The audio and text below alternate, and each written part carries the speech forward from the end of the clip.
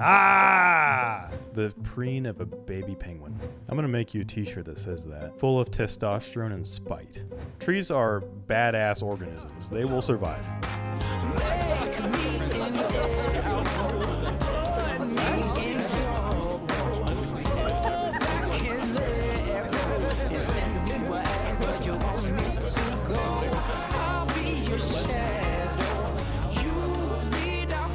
That's good. That means something's happening, right? Yeah, green means good. Green mean go, guys. Green mean go. Green mean go. Hi, Cohen. Hey. Okay, cool. So, yeah, I guess the rundown, this is going to be a conversation between you and I. Feel free to ask questions back. Yeah. Yeah, sometimes it feels like an interview, and that's because I'm a bad host. So we'll figure this out. How dare you? Yeah, I know. I'll just be judging you the whole time. That's good. Pretty yeah, sure that's fair. in the Bible. Do you feel comfortable? Yeah. Okay, cool. I'm alive. I'm ready to go, man. You ready to go, dude? I'm pumped. I've been slugging today, so Really? slow morning. Yeah, fun time at lunch. And then I went to edit a video, and then the music, I made a rookie mistake because I've been rusty, right? While I'm recording for just some gameplay, normally I will go in and mute the music in settings. So then when you're playing a game, normally there's background music, right? But when you're recording, then you cut that down. It makes it so that it's just super choppy and mistimed. Yeah. So it just is, it's excruciating to listen to and ruins the whole video. So I recorded a video mistakenly not turning the music off. Because normally then I would just go back and record the music alone and then re-put it over the video, you know? So then the game actually has music and it doesn't sound choppy. It's a nice professional move. But since I haven't done it in 5 months, I blanked that. So I went to edit and then I didn't have a video and I went, well, that's too bad. It's scrapped. Well, why couldn't you, what game was it? Can you tell me? Similand. It's a new one on Steam. It's kind of like it looks like Worldbox. It's just another God simulator, but it's not Worldbox. What if you put Sneaky Snitch, like deafen all the audio, and then put in Sneaky Snitch for the background audio? What and is then that? You're ba-da-bum bum bum ba-dum bum bum ba-dum bum bum. Yeah? I mean, that's Sneaky Snitch. How do I deafen the audio? Without removing my voice. Well, you're just saying just remove everything. Oh, wait. It wasn't narration? So you were actively playing the game? Yeah. Oh, yeah, this is real-time voice recording. I'm sorry. Yeah. Yeah, there's no way to separate the audio file at that point. Could go back and narrate it. But then that would be The weird. whole point was let's react to this game and figure it out, in the moment. Deafened everyone watching the podcast. That was No, that was good. The preen of a baby penguin. So this is Cohen, everybody. Cohen Hunter. Me. I think I do want to start introducing guests at least a little bit. We could just do it a little silly like that. This is Cohen Hunter. He's a student at the University of Idaho. Hi, Mom. And you're an agricultural major? Yeah, Ag Systems Management. Try saying that 5 times fast. Ag Systems Management, Ag System Management, Ag System Management, Ag System Management, Ag System Management. Was that 4 or 5? That was 4, I think. I soiled it. Yeah. Anyways, cool, dude. We were talking about, so at lunch today, you told me that you wanted to share with me a conspiracy theory, and then you said, no, wait. I'm going to wait until later. And I said, well, we'll do it on the podcast. I wanted to wait because it's gross. Oh, no. Okay. So basically, I heard this conspiracy theory where, do you remember ivermectin? Yeah. Remember the craze about ivermectin?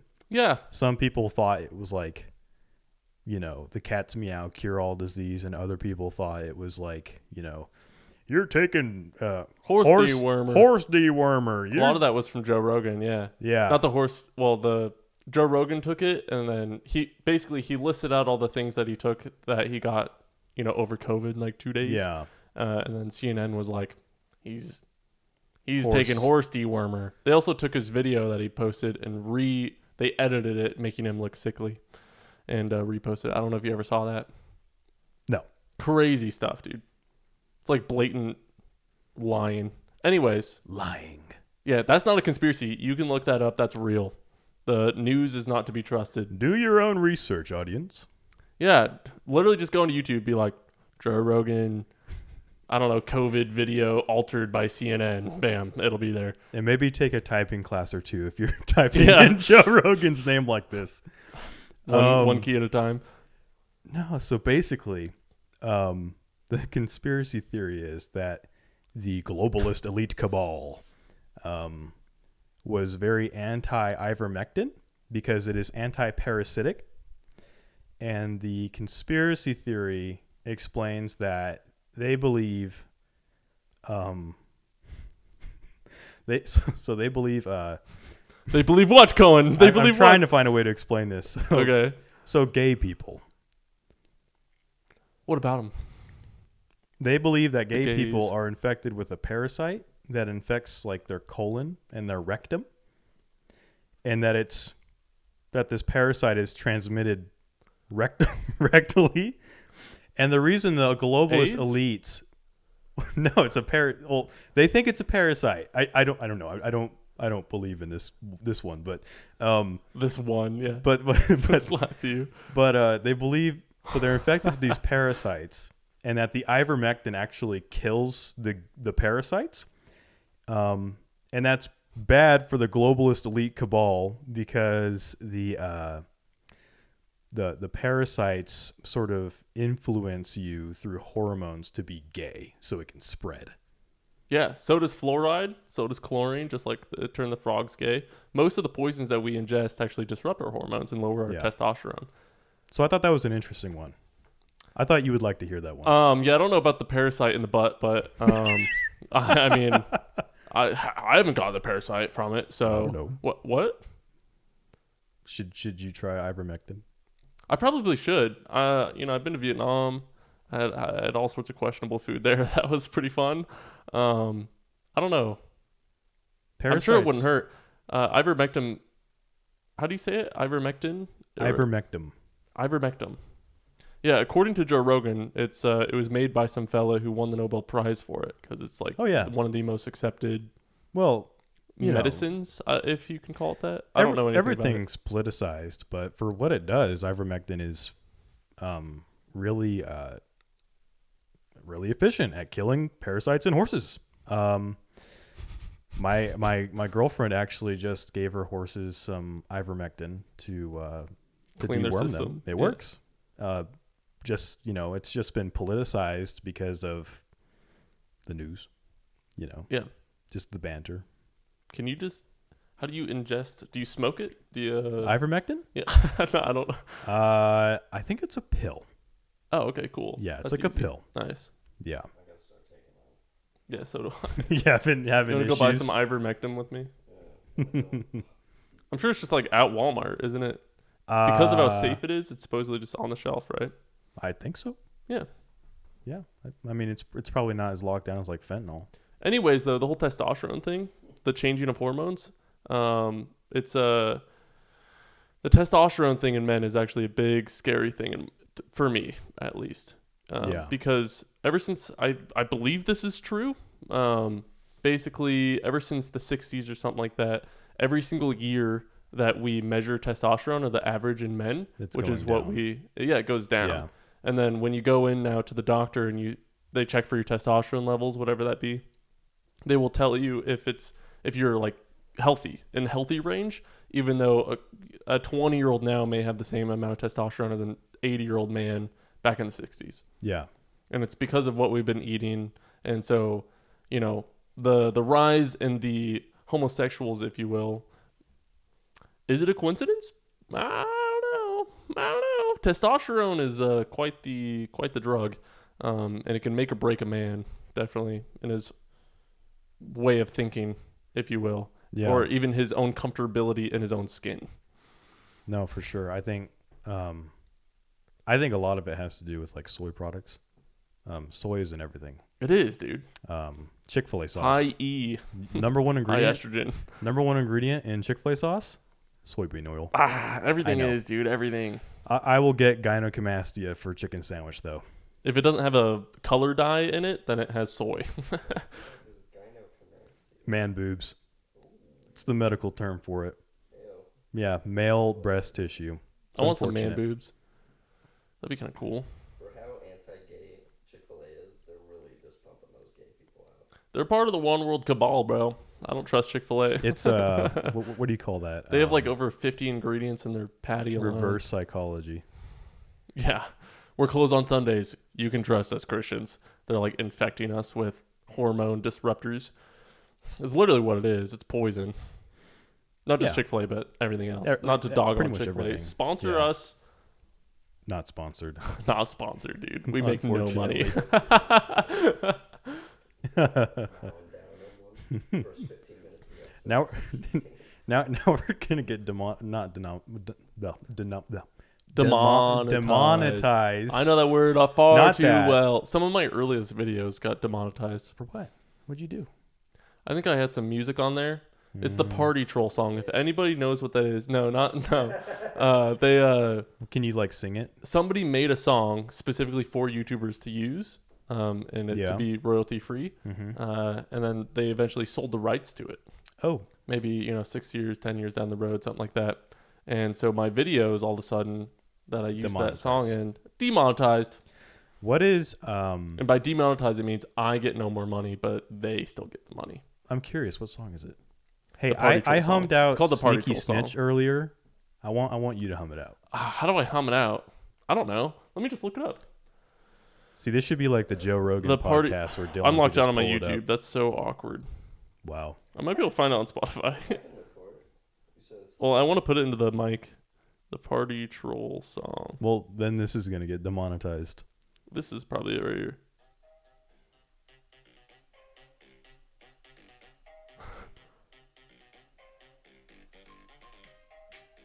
It's just a really upbeat, fun song. I have never heard this in my life. Really? This is so. Oh, It's so never mind. Yeah, I have. Yeah. it's very like 2010s No, for sure. era of YouTube. Just like Sneaky Snitch. Yeah, just like it. Well, that's Kevin McLeod, and Kevin McLeod's a G. So you do know what Sneaky Snitch is? Yeah. I've used it in videos. Yeah, everyone knows what that saying, is. You know Yeah. what Tank is by Cowboy Bebop? I don't know what I don't know what that is. That's insane. Yeah, you're just like that. Yeah. No, yeah. Yeah. No, yeah. The Kevin McLeod, he is known for making, I want to say over 100, over 200 something songs, and they're all royalty free, and he just does it because he wants to. Yeah. And they are all phenomenal, perfect. It's perfect for YouTube videos. YouTube videos, finding music for him and the experience to try and find music for him. It's been interesting as you don't want something to be too distracting. You need background music, right? No, for sure. Background music needs to be engaging enough, but while not distracting, and it needs to fit the vibe of whatever's going on. So there's a lot of specifics with it to get that right tune. And Kevin McLeod, he does it so perfectly. His music is not only mesmerizing and memorable, but it doesn't take away from the video. It only enhances. It doesn't try and be the main thing that's going on. It fits perfectly in the background, enhancing whatever you're watching. It's perfect. Yeah. Yeah. Let's discuss This YouTuber royalty-free. Joe is in the name. Yeah, this has plagued my life for the past 3 years, ever since high school. Is there a specific YouTuber that's like inspired you? Like you take, not steal their ideas, but like you watch them and you're like, that's cool. I want to do that. Yeah, there's definitely Drew Durnail. I really like his videos. Yeah, he popped off there quite a while ago. Yeah. I watched him before he was cool now. Just he was he was my favorite YouTuber there for quite a bit. And his style of videos, his Hoi 4 videos, do you know what that is? Oh yeah, I Hearts played of that Iron game. Yeah? Yeah. I don't think I have made one video on it, maybe 2 videos on it, something like that. And I couldn't really figure out how to do it, and I just kind of gave up. I said, he already has all the videos out, whatever. I made one. It was Yemeni takes over Europe. It's where Kanye West. I put Kanye West as the leader of Germany. That. Oh man. Was that? I thought that was funny at the time. Now, it's not aged very well. Was that? Yeah. Was I that? could say anti-Semitic. Was that pre Kanye? That was pre Kanye's downfall. Really? Yeah. You're like The Simpsons. I predicted it. What else have you predicted? That's crazy. Actually, I didn't even think about that. I prophesied it was the Holy Spirit. Yeah. Yeah, you're a prophet. It's Isaiah. There you go. Isaiah 2. Joe. They call me Daniel. Yeah. Now they call you Joe. They call me Jeremiah. That's so true. I was called Jeremiah earlier. It's so strange. People who have never met my brother, they'll hear my name Josiah once, and then they'll call me Jeremiah. You guys aren't you guys twins? Yeah, but they never met him. They don't even know he exists. Are you? Guarantee you the guy I was talking to does not know that I have a twin brother named Jeremiah. You guys identical? No. People, 50% of the people say that we are. 50% of the people go, no, you're not. Is he And bald? we're definitely not. No. We looked more like when I had hair. Yeah. He doesn't have a beard because he would, but he doesn't have one because he's in the military and he has to keep it shaven. It's either keeping it shaven or all the vaccines have reduced his testosterone production and now he can't grow a beard. He got the COVID jab, so. I can't grow a beard either. I don't know what that says about me. A lot of I was looking at it. I was scrolling through the social medias as you do nowadays, right? 15 allotted minutes on Instagram. It was. I only allow myself 15 minutes on Instagram before my phone locks me out. Right on. Yeah. Yeah. But in my 15 minutes, there was a cool. It was footage from the 1900s, way back when, like 1908, something like that, right? Yeah. Yeah. And it was just it was a picture or footage of basically people unloading some sort of banana boat. They were unloading bananas at some sort of port dock kind of vibe setting. Were they singing And that almost one every song? single guy had the bushiest mustache I've ever seen. Ooh. And I don't know what the statistics are or why they all had mustaches, but our generation can't seem to grow nice, big, bushy mustaches. There's 1 in 1,000, you know? But they all had one. Every single one except for one guy who was clean shaven. Here's the here's the weird part about that though. So yeah, you do see some like more masculine traits in men of the olden days, but men of the modern day also exhibit different masculine traits to a higher degree, like height. You see way more taller people than you did back then. And I believe I'm not a medical scientist or anything like that, but I believe testosterone does encourage height. It encourages a lot. Encourages muscle growth. Encourages A lot of growth. strength. I don't know. I guess I'm not a scientist either. All I know is it's really good for us as men. Yes. As a man, it regulates us. It gives you drive, I believe. It's I mean, obviously there's like dopamine and rewards and all sorts of psychology with that. But I believe the main driving force, or at least the motivation, oftentimes can come from testosterone and just spite, even. Just raw. I'm going to make you a t-shirt that says that. Full of testosterone and spite. That'd be sick. That'd be cool. Except I'm a sluggard, dude. I might make that, like, just get a white shirt and paint it on there. Oh, where's I need my Bible. I was talking to, nah, it's fine. It's Proverbs 6. It's Proverbs 6 verses 6 through 11. It talks about, let me just read it actually. I'll pull it up on my phone because it's way cooler if I just read it out here. So Jeremy would not approve of that. Yeah. Phone Bible user. Shame. What is this? Proverbs 6. I don't know. This means like shame or something. Verse 6. Like sign language? Oh. Oh. Oh. I'm gonna look up sign language for shame. There you go. You say internet. All right. You guys stop bickering. Go to the ant, you sluggard. Consider her ways and be wise, which having no captain, overseer, or ruler, provides her supplies in the summer and gathers her food in the harvest. How long will you slumber, O sluggard? When will you rise from your sleep? A little slumber, a little folding of the hands to sleep. So shall your poverty come on you like a prowler, and your need like an armed man. This no, it's not a parable, obviously. I'm trying to say a different word. I don't remember. This passage, that's what I'm trying to go for. Sure. Proverbs 6 through 11. Basically, it's just calling you out for being lazy, you know? And I was talking to Andrew about, not you, me, it's calling me out. I was talking to Andrew about it. I know I've been talking to John about it too over the past while, where I've had some major self-discipline issues. It's being self-employed straight out of high school. I kind of hit immediate success with very little effort, if that makes sense. And then I just kind of rode on that and stopped putting effort in. Yeah. And then I feel like I just kind of lost, not drive as much as the ability to just tell myself that I'm going to do something when I don't want to. That resistance feeling has been more than it's ever been, if that makes sense, after the past few years of doing nothing pretty much and not challenging myself. Yeah. It was only about a year ago, July 24th, when I gave my life to Christ, when I got serious about challenging myself and trying to grow again. And ever since then, it's just been a constant back and forth, kind of like a wave, if you will. I think I am improving. It's just been a roller coaster of like massive improvement one weekend. The next day, I didn't do anything kind of thing.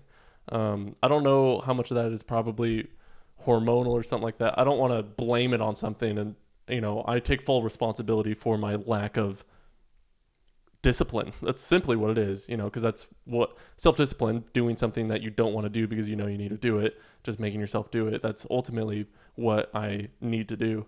And I often don't. I don't remember how I got on this or what my point is, but we were talking about sluggards. Were we? Oh yeah, perfect. Yeah, well, so I'm a sluggard. And then it talks about how poverty will come upon you, and it's like, shoot, I haven't made a video on my channel. That's technically my like real job. This is more of a side thing, and I haven't made a video on that in 5 months until yesterday. Poverty is like, knocking, Josiah. It is, dude. You know here. what isn't godly? Doing nothing. And it's like I've been doing stuff, but I've had some cognitive dissonance, I think is a good way of saying it, where it's kind of been going against my actions have been going against my own values or what I hold to be how I want to be, if that makes sense. What it means to be a man. It's kind of I've been doing a lot, and it's made it really easy to justify not doing more. That's probably the best way I can say it. Where basically with all of Chi Alpha and the facilitating and the podcast even, it's like I've been disciplined in some things, but it's only the things that don't fully fall on me, if that makes sense. Yeah. If somebody else is within whatever it's happening, it's not a problem for me to get out of bed, or it's not a problem for me to start doing, right? It's simply when the consequences only affect me. That's when I hit snooze and roll over in bed and go, I'll deal with it later. It's way easier for me to say that. So it's been a really interesting battle. This morning, it was yesterday morning. It wasn't this morning. I did not shower today. TMI maybe. Anyways, yesterday, you know, I've just been trying to figure out how to do things that are against what I want to do, just force myself to do it. So yesterday morning I took a cold shower. I just had a timer for 2 minutes. Yeah. Took a cold shower. Those are nice. Fully turned cold, right? Yeah. It was awful. It was horrible. But not only that, but then waking up to go on a run and do some workout kind of thing. Right. It's just I've just been trying to have a mentality of embracing the suck in the past past few weeks. Yeah. And it's you know, when I have a day of success in that manner, I'm telling you, bro, the sleep, so good. And then I wake up the next morning, sleep is still so good. I tend to sleep in, and then I ruin my whole momentum. Right. Yeah, and then I'm back in the downward spiral. And it's just been... Do you want a word of encouragement from the word of the Lord? Yeah, I want a word of encouragement. Let's hear it. Ecclesiastes 3:22. So I saw that there's nothing better than that a man should rejoice in his work, for that is his lot. Who can bring him to see what will be after him? So basically, you know, what you do with your hands, do to your full extent, and in your work it is supposed to bring like fulfillment, you know? Yeah. So That's actually, you know, that is as a man, yeah. Really, well, for anyone, really, that is a really great way to look at your job or look at your hobbies. And I think that's a really important way to worship the Lord, is to recognize that God has given you these skills. Yeah. And that God has blessed you with mobility. Some people don't have that. Yeah, absolutely. The ability to work. And I think it's really helpful to just get out there and kick ass for the Lord. Amen. I love doing that. Break people's backs out there, dude. When I come home covered in dirt or cow crap or whatever, and I knew I did good, that's a good feeling. And I do that for God. As thanks to him, I do good. Yeah, I'm into that, dude. Absolutely. Yeah. Cool. You might want to tell the people what you're doing. I guess Nothing. tell me. What are you? I know what you're doing, but as far as like currently or like what I have done in the past, like my past work experiences. I mean, you've done a lot. I've been around a long time, 20 years. 20 whole years, dude. That's a fifth of a decade. Where is my No. marker? Yeah, century. That's well, awkward. if you live 100 years, I've lived a fifth of that. So one day closer to death, as always. Isn't that cool, dude? Jimmy, Yeah, we Jimmy could Carter all made it be to like 100. Jimmy Carter. Yeah. Jimmy Carter. He outlived Liam from One Direction. Is he still alive? Yeah. Yes. October What a 1st, I think legend. it was. Did you see the picture of him with his family surrounded, and they were like, "He voted for Kamala. Yeah, he and did he's his like, early," and he's sitting there in the chair with his mouth wide open, just looking literally dead. Yeah, Poor guy. Yeah. it's awful. No way. No Well- way he's even conscious in that husk anymore, dude. Yeah. 100 years old and looking like that, kind of crazy. I feel like I've seen 100-year-olds pictures. Like if you look up the oldest people who've ever lived, they look more normal. I don't know how else to put it other than like he looks decrepit. Like not to He looks like he's 100 years not old. to just like bash on him, but I've seen Don't- videos and What if he pictures watches of people this who video? are he's not, dude. I've seen pictures and videos of people who are older than 100 years old and they are standing or sitting up straight rather Yeah. at least, and they don't look like they're literally dead. Like that was a photo shoot and that's probably like the best he looks. You know what I mean? Right. Dude. I That's don't know. kind of I don't know. I don't think I'd ever want to reach that point in my own life. Interesting. I feel like the blessing would kind of stop at that time. Does that make sense? Are you a proponent of medical assisted suicide? No. Gosh, no, dude. Well, you were like, I don't want to live that long. I'm like, I don't Well- want to live that long. I don't like. I guess like I want to live as long as God wills me to live because I believe then that I will be serving Him in this life. You know, as soon as I'm done in His plan, I'm out. Right. I like being alive. But when you reach 100 years old, I guess maybe when I got there, maybe I wouldn't be like Jimmy Carter and I could still walk a little bit at least. I don't know. And then therefore, if I was still of sound mind, maybe then there would still be someone little chilling or something like that, that I would be like, Jesus loves you. And then God would be like, all right, now you're done.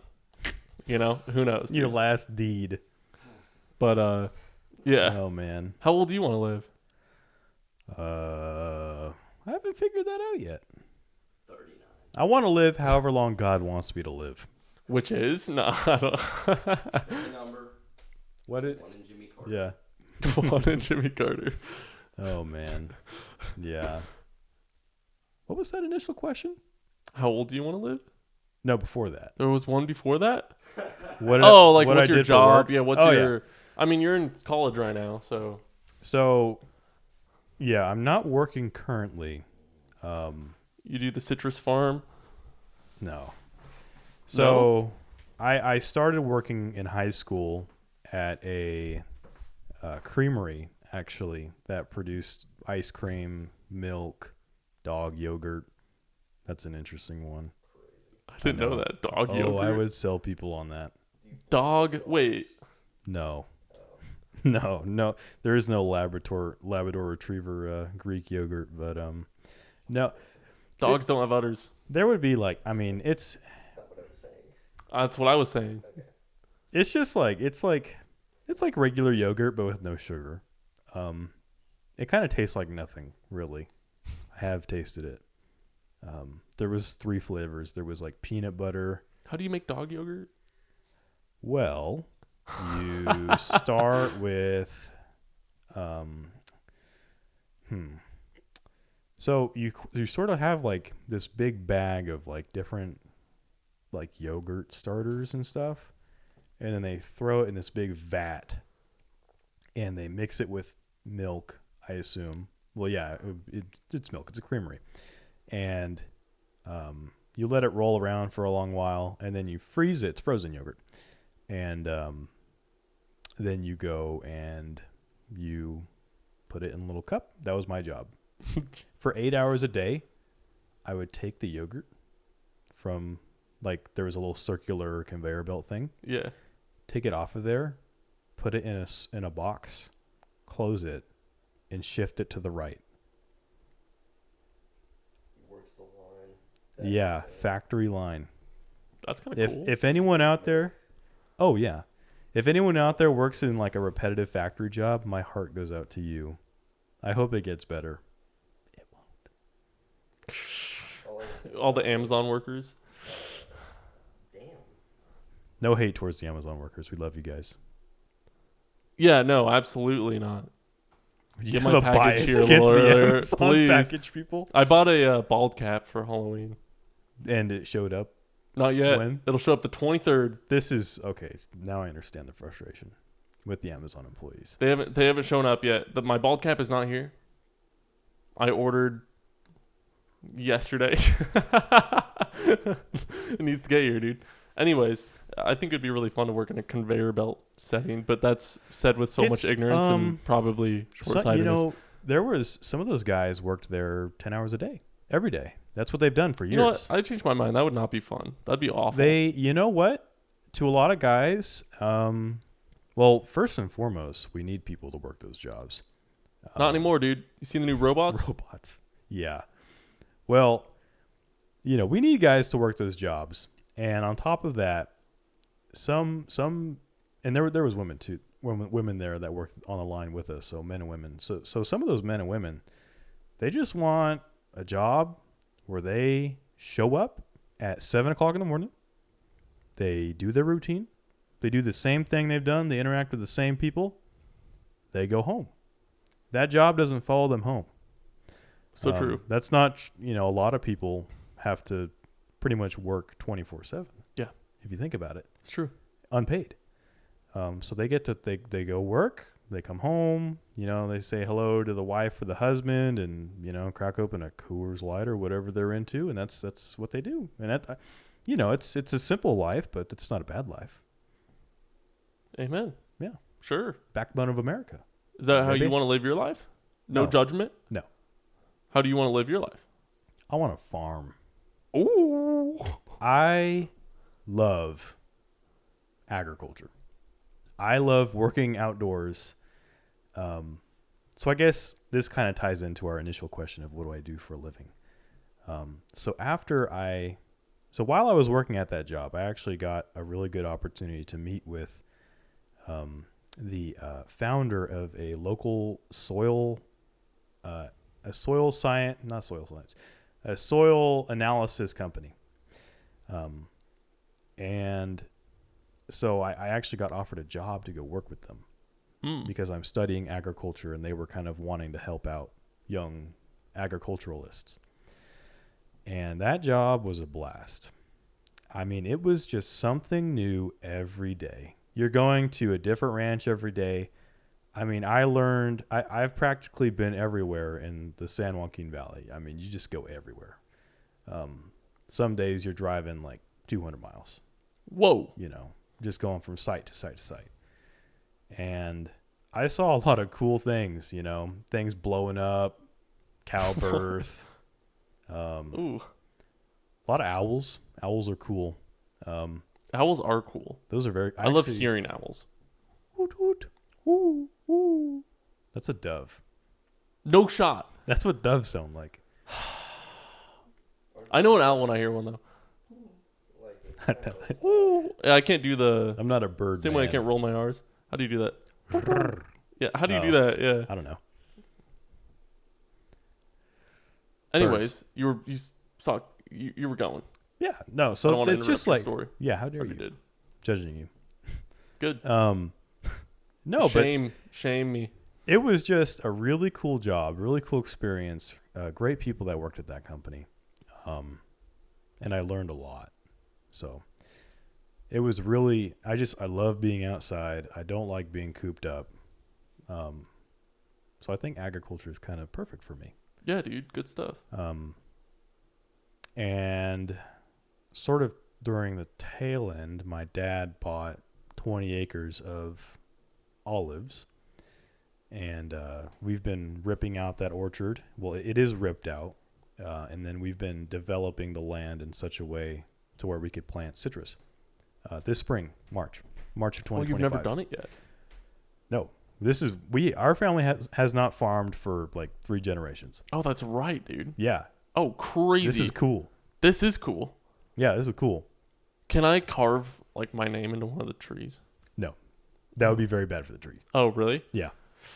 What can I do to like mark it? You ever heard of phloem? Do you know what girdling is? No. Well, girdling is where you sever the phloem. What's the phloem? The phloem. The phloem. The plumbus. The plum. Yeah. The Whatever. plumbus. Well, everybody has The one shmoo. plumbus in their house. The shmoo. You attach the shmoo to the plum, and it creates the plumbus.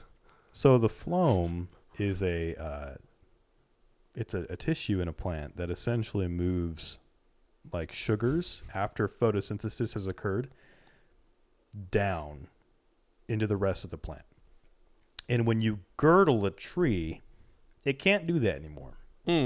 It's kind of like taking one of your veins and like splitting it open and just letting it spill everywhere. Okay, gotcha. Don't do that. Okay, but what if I just cut a little bit in a corner, you know? I mean, on the surface level of the bark. Look, the tree's going to survive. Trees are hardy. Trees There we go. Trees are badass organisms. They will survive. Mm-hmm. Pistachio trees are hardy. They will just like take anything you throw at them, except for An axe. cold weather. No, they won't take that. I geek out about this, but like pistachio trees are super salt tolerant, and they're also more water tolerant than other nut trees. Sounds like a mangrove. No, How not much like do you a know about mangrove. mangroves? Not at all. Are those the ones that like just form huge islands though in the middle of the oceans? Yeah, they grow. Well, yeah.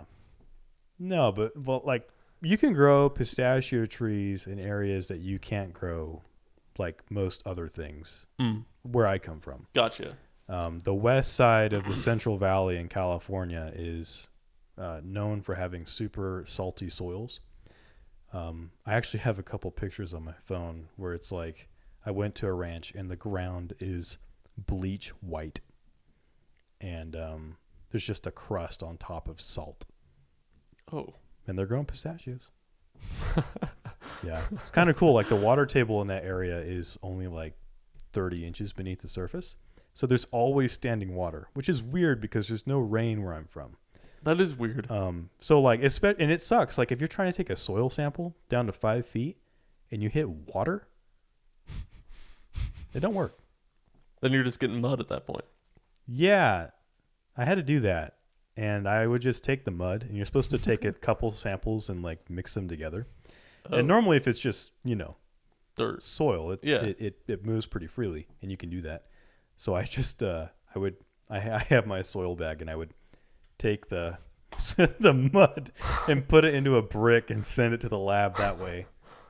I never got any complaints. So They got their mud.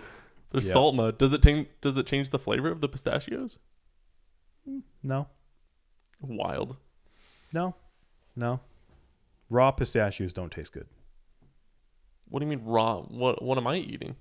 Processed Roasted. pistachios? Roasted oh, pistachios. that makes sense. I Raw. never even thought about that. Raw pistachios kind of taste like soap, Ew. which is weird. Why do they taste so good when roasted? I don't know. I guess why does raw meat taste good when roasted? Shoot. Yeah.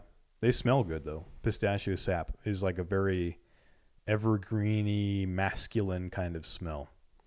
I've smelled a lot of things. I'm a sniffer, criminal sniffer. You mentioned that you watched a cow be born. On several occasions. Have you ever helped? No. Because you got to like shove your hand in there, right, and pull it out or something like that. Yeah, it depends if there's like complications.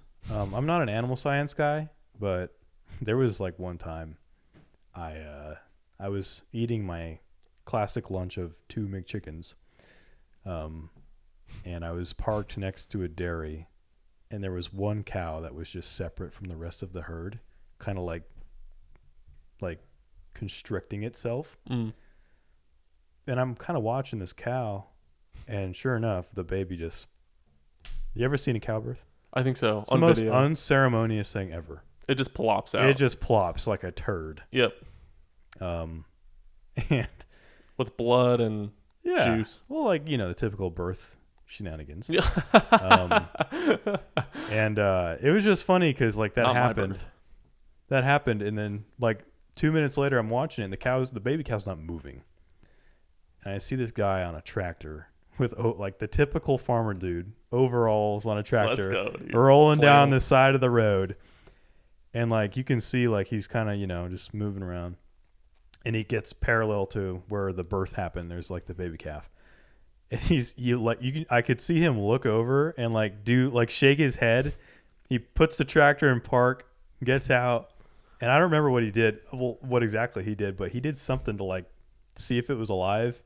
And I saw the cow spasm a little bit, and he sort of just got back on his tractor and left. Yeah, there you go. Yeah, farming, tending to animals. If it moves, if it's breathing, you're good. I don't think I would want to work with animals as a career. There's just there's only so many things you can witness. I wanted to be a vet growing up. There was quite a while there between like elementary and 7th grade that I wanted to be a vet. Yeah. Then they had a career day, and I went to go listen to the vet talk, and they were just like, yeah, don't be a vet unless you're okay with putting down dogs and cats every single day. Yeah. And I was just like, oh. Over and over and over again. I want to be saving them, not killing them. And they're like, yep. So there you go. And ever since then, I was like, nah, I don't want to be a vet. And then my second choice was firefighter as a young boy, of course, right? Yeah. So I go into the firefighter room. I'm listening to the firefighter, and he's like, yeah, don't be a firefighter unless you're okay with just seeing some of the most heinous stuff. Because half the time you're not even fighting fire. You're just showing up to car crashes and all the rest of it. And it's like, all right, cool. My dad and my uncle were both firemen. Oh. They're not dead. They just are no longer firemen. They've seen a lot of dead. That's for sure. Yeah, I think. Have they expressed to you some of the heinous stuff they've seen? I've heard some stories. Yeah. I could share a few if you'd like. Yes, absolutely. So my Shock me to my dad, core. one of the calls my dad was on, he ended up having to walk like 100 yards past this accident. It was motorcycle versus semi-truck. And he had to walk like 100 yards away and find the guy's head in the helmet. It just had just from the force just, ripped off. Yeah. And so he had to pick it up and bring it back. That was pretty bad. One story that my uncle told me, he was LA County Fire. So I'm sure he has like 100 million crazier stories, but he was responding to an accident on the I-5, the Grapevine. You ever heard of that highway? No. If you're from California, you know what I mean. Wait, I-5? I-5. I know I-5. Yeah. So the Grapevine, right? You're kind of going from the Central Valley through Bakersfield or past Bakersfield up like through to kind of Tehachapi area into Los Angeles. Mm-hmm. And a horse trailer had flipped, and there was like 10 or so horses. Oh. And they were probably going like 60 or 70 miles an hour downhill. Oh. And so all the horses had all their legs were just broken. And he said they were just screaming. And this was back like in the late 90s. And so when CHP arrived, they ended up just making the call that they had to put down the animals. Yeah. And so he just took his service pistol out on the highway and just one by one. So that was a pretty gruesome one. Dang. I think my dad said that one of his hardest calls to respond to was he had to rush an infant to the hospital because the parents had strangled it to death. And so he had to perform CPR on this lifeless baby for, 15 minutes on their way to the hospital. Gosh. Yeah. Do you know if the baby You see lived? no, it was dead. But you have to perform CPR anyways. Yeah. Even if there's a chance. Yeah. So, and that was like right when he was having like my older brother and, you know. Crazy, dude. Yeah, you see a lot of tough stuff as a fireman. Yeah. This world's not sunshine and rainbows. No, there's a reason that they are heroes. Mm. Yeah. This is like a very morbid podcast. No, this is good, dude. It's not morbid. It's real. Yeah. This stuff happens in the world if you ignore it. You know, He's going content back there. views. Yes, content. Gosh, Views. That's not. Exposing firefighter secrets. Yeah. Yeah, my cousin's a cop. He's Mm. expressed some fun stuff. I don't remember any of the stories, but I know I listened to. Do you know Theo Von, Yeah. the comedian? Yeah, that guy. I love Theo Von. Yeah. He has a cool podcast, right? Yeah. Pretty popular Mullet one. guy. It's one of the more, if not one of the most popular ones, besides like the Joe Rogan podcast. Yeah. He's up there on the list, right? Yeah. And he had I want to say it was a Los Angeles police officer on. Yeah. That was a tough listen, dude. The way he kind of nonchalantly talked about some of the most gruesome things that he sees, you know, it's like literally weekly, if not more than that, maybe daily, you're seeing dead bodies. Yeah. Old, rotted, decayed ones, fresh ones. You're Yeah. rolling up on somebody as they pull the trigger on their own brain. You know, it's kind of that kind of messes with you, because I think they were touching on how people get really mad when officers are laughing about some sort of tragedy that just happened, and it's like, well, he was expressing how you see it on the daily. You know, it's Firefighters like, do the same thing. if you don't laugh about it or make light of it, you know, you are already carrying all of those burdens with you. You know, there is no way of moving forward without making light of it. It's just a mental cope. That's Yeah. exactly what it is. Yeah, it's not out of being mean. It's about a necessity to stay normal. You know, that's a terrifying thought for sure. You know, cops have a tough job. I have mixed opinions on the police. Yeah, I don't like them when they pull me over. It's only happened once. Well, it's, you know, it's like with everything. It's like with everything, you know. There's good police and there's bad police. And I think another thing to consider is like nowadays in our what would the word be? Society. What's like the government is without God. What would you call that? What's the word? for that? Godless. I guess in our godless society, it's just so much more violent, I feel, than it used to be. Secular. That's That's a the good word. Yeah. And these cops are not. They're essentially like Los Angeles, the big city cops. They are literally going into like battlegrounds Yeah. every day for their lives. They are not receiving military training. So you kind of think about that and you're like, oh, you know, it's tough. But yet again, there's also like, you see a lot of videos of just blatant corruption with the police sometimes. Yeah, absolutely. Abuse of power. Not that I hate police by any means. I think a But policeless it's out society there. is a dangerous society. No, I think you I need don't want to some restart sort of Chaz. law. Yeah, but But I agree. Police, yeah. No, there's definitely Chaz. Chaz. Yeah. So police are good, but I think it's important to have really good training too. Yeah. Chaz. Remember that? Chop Chaz. You remember, I think one of my favorite images to come out of that was when they tried to farm.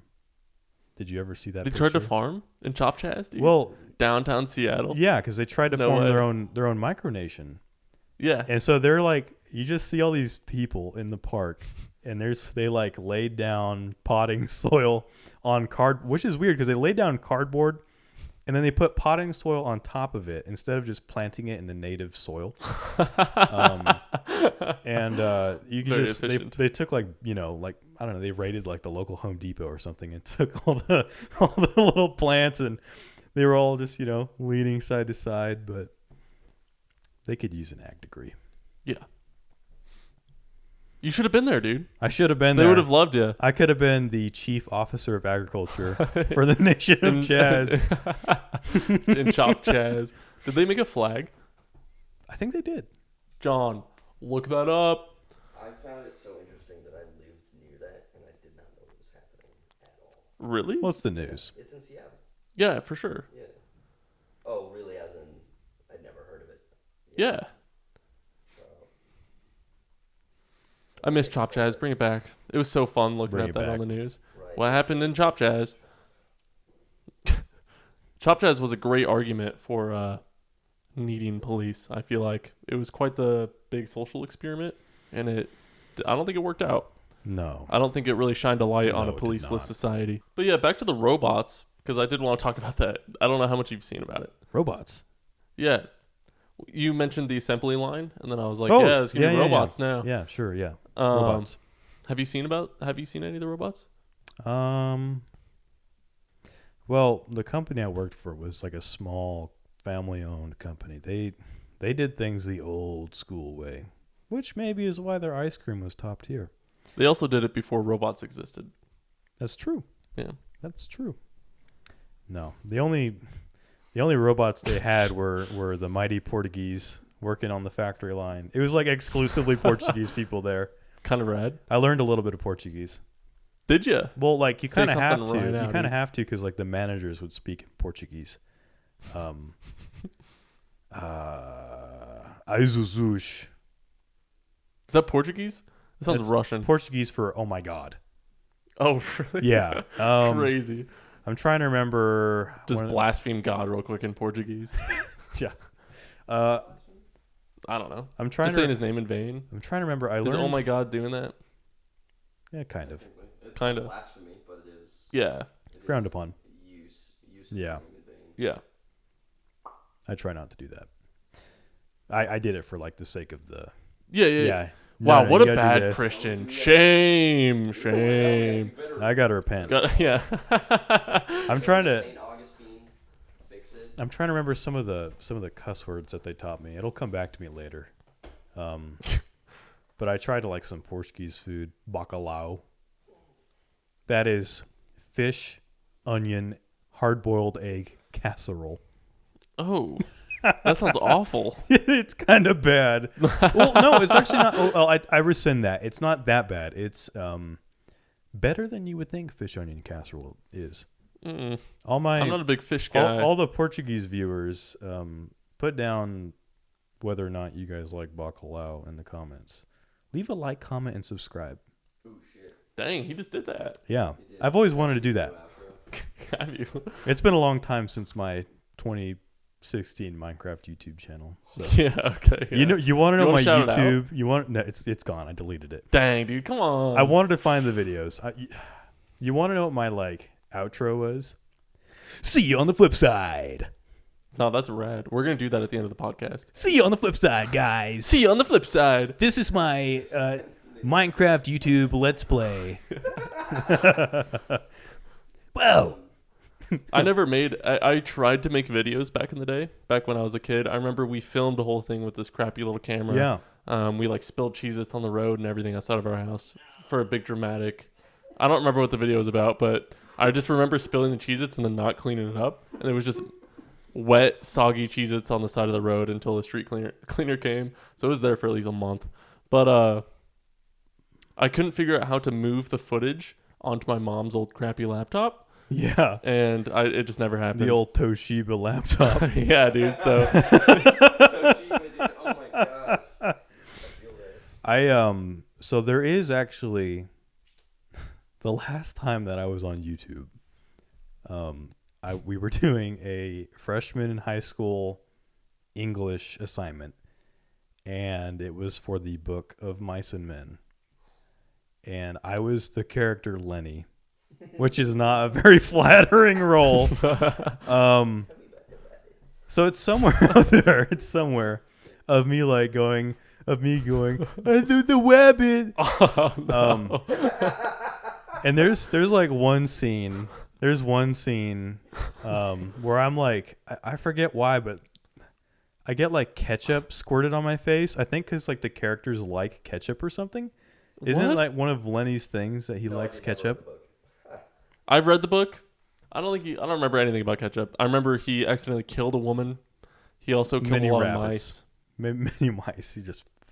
Yeah, he'd kill mice. Maybe you were killing a mouse and it just squirted on you. I don't remember what, but there was that, and then I think it was I think the character. I think Lenny like really liked ketchup, and I think he really liked beans, and so I can see the beans one. I don't remember ketchup being I a thing, think but it was believe ketchup it. and beans Sure, because dude. my friend took a 64, not 64, but like a 32-ounce giant can of Bush's baked beans, not sponsored, and crushed it against my chest, and then squirted me with ketchup. We got an A. Yeah, That's insane. it was a fun assignment. That would be fun. I want to see that. Yeah. You're saying that's on YouTube. It's out there somewhere. Do you know what it would be called? Probably like your high school with the year, this event. I have tried to find it. I have not been successful. Dang. Okay. I So almost whoever's wonder- watching this, go find Cohen Hunter's high school. I almost wonder if my friend who posted it took it off because he deleted all of his old YouTube stuff. Because we used to like do Let's Plays together on our YouTube channel. I am an avid viewer of the Lindley Listen Do you use do you watch it on YouTube or do you do Spotify? YouTube. Do you have premium or do you just sit there and look at it for 3 hours? I don't have premium. I know. No one has premium. I'm What, on you Spotify? YouTube premium. Is it What? still Yeah, nobody's YouTube Red YouTube or whatever Premium. it is? It's premium now. It's not red anymore. YouTubers should be promoting YouTube Premium because we make more money off of it than we do to regular I'm views. sorry. It's just another subscription. It's just another $5 Yeah. per month. Yeah, there's really no point. I'm never being a YouTube Premium. I wish they just gave it out to YouTubers with the check mark for free. That'd be nice. The 2020s will be known as the decade of advertisements and subscriptions. Ah, I hate how true that is. That really bugs me. It's horrible. That is horrible. Can't wait to get to 2030 when it won't be that anymore. You know the gym, Planet Fitness? Yeah, They don't let you cancel it online. You have to go in person to do it. bruh. So you're already going to Planet Fitness? I mean, like most people going to Planet Fitness, me included when I started, it's already because I was self-conscious and not confident Yeah. at all. So the fact that they make you, if you don't show up anymore and you want to cancel your subscription, they have to go to the desk and talk to the person and say, hey, I don't want to work out anymore. It's like that's the most demoralizing thing ever. There You have to embarrass actually- yourself. There actually was a law that was passed today, I think, called like the one-click cancel law. So Is this any federal? subscription, I think it's federal, I where really hope just so. one click and you're done. Oh, I love big government when it works out for me. Thank you, Congress. Yeah. Wait, So I don't know if that applies to. dude, is YouTube Premium has a one-click delete thing? So you're saying a one-click cancel. I So think it's one click. all the cancel. companies know, because you can make something one-click cancel, but you have to be you can make it behind all sorts of different things. And Look at that cancel button right next to the. what's that? It's YouTube Premium. Oh yeah, Just hit Google's usually pretty good about it. Cancel button. I've never had problems with Google when it comes to Google YouTube just subscriptions. updated today. That's actually so interesting. YouTube updated? Yeah. Oh, cool. I was trying to open it earlier and it wasn't working because it was updating, and I'm like, oh shit. So then now there's a big ass cancel button right there. That's so cool. Oh wow, Big What? W's. Fucking got all That's a win, dude. That's Big such W's. our government actually did something helpful. That's so nice. Maybe we should reelect Joe Biden. Put it back in. Put him back in there. Get my boy Joe back in. I mean, if we put him back in, he'll probably die in office. That'd be cool. That'd be fun to have a sitting president die. I've never experienced that. Secret Service is gonna come for you, Josiah. Whoa! I'm not threatening him. I'm just saying he's on the out. Joe Biden, wake up. Joe Biden. Soda! Yeah. Chocolate chip. Actually, goated ice cream recommendation from the president. I feel so bad for Joe Biden, dude. I can't believe he's still president. Isn't that weird? I think he's dead, dude. No way, dude. There was, I- well, I haven't seen that man in ages. I have actually now. I mean, I haven't seen him like with my own eyes, but there was some sort of rally that him, Kamala, and Trump all went to, and then there's videos of Joe Biden talking with one of the MAGA people, and the MAGA guy gives him his hat and everything like that. Poor guy. And it's kind of like I was listening to some political commentators talking about it who know way more than I do. And they were talking about how basically, with how he was talking with them, he seemed way more not only relaxed, but as if he was trying to, he seems as though I don't believe that he was left out of the race by his own choice, if that makes sense. I think Joe Biden really wanted to win again. There was a lot of pressure. There was not only pressure, but there was a long time of silence, and then all of a sudden we saw something on Twitter, or X, formerly known as Twitter, where it was Joe Biden's resignation letter, except it wasn't signed by Joe Biden. It was signed Joe Biden, but it's not Joe Biden's signature, right? So his own resignation wasn't signed by his own signature, and then all of a sudden all the delegates were just given to Kamala, which is not how that works, kind of thing. That was a very undemocratic process, if you will. It was the point is that Joe Biden might be having a mentality of taking them all down with me, kind of thing, and kind of even walking onto, I don't know if it was Air Force One, but walking onto a plane, he was carrying that hat up by his side, just a red hat, red MAGA hat. So it's kind of like interesting. So why would people were kind of theorizing if that was symbolic at all or not, or he's just old and crazy, but yeah, it's maybe he's like trying to message something. Yeah, that's interesting. Yeah, there's a lot of weird things with Joe Biden. He's got there's just some interesting things going on with him. I can't tell you for certain, honestly. I think I definitely think there is I do think he wanted to stay in the race. But I'm not a political expert. I mean, I couldn't tell you. I can't read Joe Biden's mind, unfortunately. You can't? I'm just kidding. Yeah. No. I can't either, dude. I think he might be dead. I think the Harris-Walz debate, that was refreshing. Not Harris-Walz. J.D. Vance. Vance and Walz. That was refreshing. That was nice to see. You liked they it? just didn't hate each other. That's true. There was a little bit more civility with it. It was more. There was civil. even a few moments where they both agreed with each other, and then they were like, "But this, that, and this." Yeah, I feel like we've lost a little bit of that. It is nice because every time nowadays, I just don't talk politics at all because I've done it in the past, and people get really, really angry. Yeah. And I like to be a pretty friendly guy. I like to have friends and stuff. And so yeah, it's pretty normal human thing. So I don't know. I try to be pretty agreeable with most people. Yeah. But I mean, if anybody ever gets mad at all, I'm just like, well, they're all Satanists anyway. I believe red and blue, red versus blue, whatever it be, is all an illusion, and they're all working together to form the global cabal. Even Trump, I trust him more after the assassination attempts, just because that's very suspicious to me.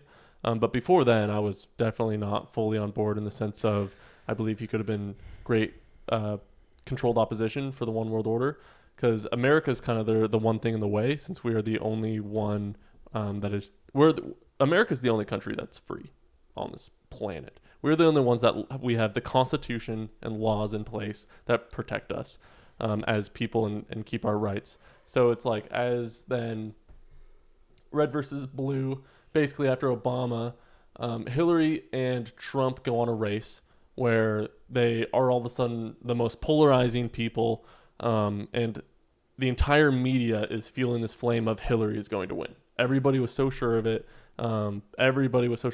Celebrities were saying that they're going to move out. They're going to move to Canada if Trump wins, stuff like that. It got crazy, right? Then all of a sudden, Trump wins, and he becomes one of the most hated people within the eyes of the media. And that could be seen in two ways. Because the media, because the people in power want to slander him because he opposes them, or they're trying to slander him to create a division, because division brings money and more power. Because Trump before then was big buddy. He's one of the elites, right? He's one they of loved him. the big money elites. He's always been in that. No, and they loved him. Him and Hillary used to go to dinner parties together. yeah, exactly. They're literally friends. So it's the whole idea now that they're like mortal enemies is suspicious to me.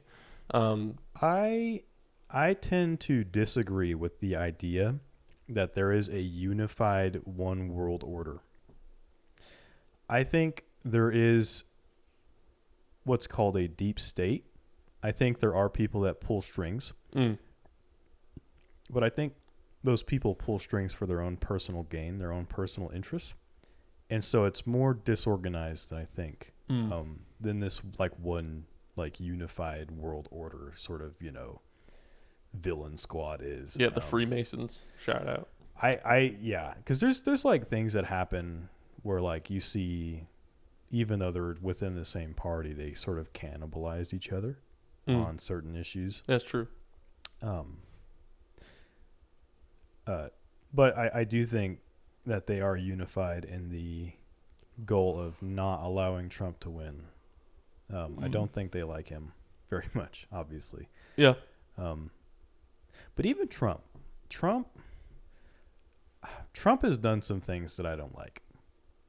Well, like every person has done things that people don't like. Politicians aren't perfect.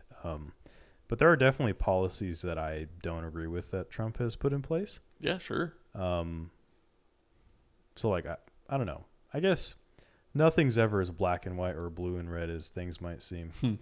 Amen to that. That's my mentality about it all. Yeah. And then I hop on a tractor and do my thing. Yeah. Then you just live your life, dude. Trying to make ends meet. That's what most Americans are doing. It's like the whole like silent majority kind of idea. It's just most people are moderates, Well, that's kind of like and I like to do this. I like to attack my own personal beliefs in conversation. But like the Biden Trump debate, Trump was like, he wasn't talking about a lot of the issues that people are having. He was talking about golfing and kind of getting. That's Trump's biggest flaw, is he is just he's not a good speaker. He's not. He could easily win if he was just a good speaker, and said things in maybe not politically correct, but more professional way. I don't know. Yeah, he really gets up there and he's just even, like, all right. Not even professional, because he rambles. Oh my goodness. That's true. And like I watch these debates and I'm just like, Trump, what are you doing, man? What are you doing? Stop talking about golfing. Let's hear about, I don't know, inflation, or the war in Ukraine, or I guess now the war in Israel. Let's talk about the price of gas. Let's talk about the price of food. Let's talk about taxes, So, yeah. Did you see that Iran has now officially declared war on Israel? Yeah. Not only that, but we sent in, I think it was 95 U.S. soldiers, or we're Yeah. sending in something like that with some equipment so then they can man it. Kind of interesting. We'll see what happens. I wouldn't want to be those 95 soldiers. Yeah, war is not a good thing. I feel like Iran's just gonna like, boop. Oh, sorry, the missile hit there. That's kind of awkward. And then we're like, all right, well, declare war Yeah, in the name of those 95 soldiers. I hope there's no war.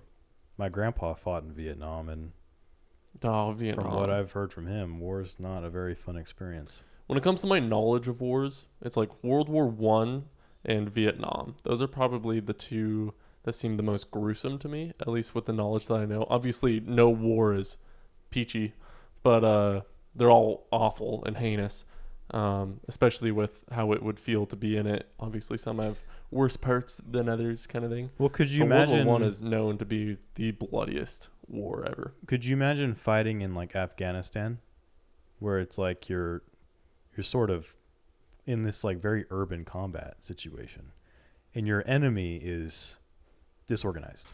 It's not an army; it's a group. It's an idea. Yeah.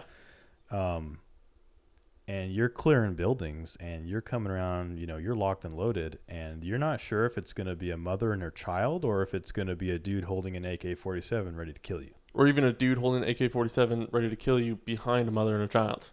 Yeah. Yeah. No, it's, not good. Not good, dude. It's not good. There's no winning on either side. It's just bad. It's just bad. It's Bad awful. Oh. War. Do you mind solving war What is it for us good real quick? for? Do you mind solving war? Do I mind? Yeah, do you mind just making it so that it's not a problem anymore? Oh, you said that to me in such a way where it was like, hey, do you mind turn out the lights or something? Yeah, sure. Thanks, dude. I appreciate that. What do you mean, do I mind solving war? Yeah, just solve war.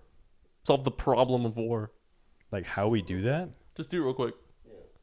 Yeah. All right, there we go. Thanks, dude. Yeah. One snap is all it took. Unfortunately, I don't think I've been blessed with that power. Do you think you can change God's will? No. Well, no. Oh, what's the well? No. Okay, why are you so sure? No. Well, I mean, he's all-knowing. So, I think... See, that's difficult because I feel like he has a plan set up. You can't change that plan. Well, maybe, because we do have free will. See, this is interesting. So we do have free will. So we are kind of like wild cards, but does he know what we're going to do? Probably. Yeah, I'd say so. So maybe his plan accounts for that. Yeah. Which is weird because then that kind of detracts from the whole free will thing. Does it? Well,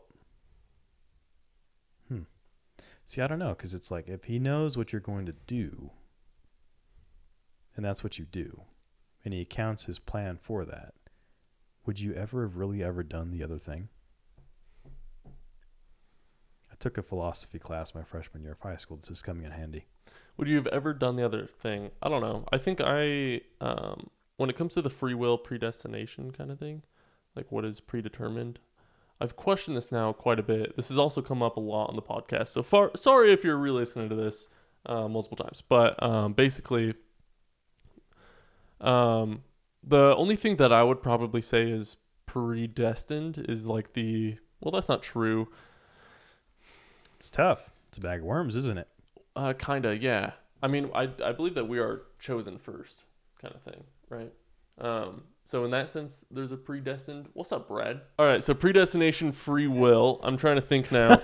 How am I trying to explain where I'm at with this? Because the idea is that basically we are chosen first by God. I believe that makes it very clear. If you want scripture, we can go through Ephesians chapter 1. It talks about that. And then Romans 8, of course. That's a pretty famous one.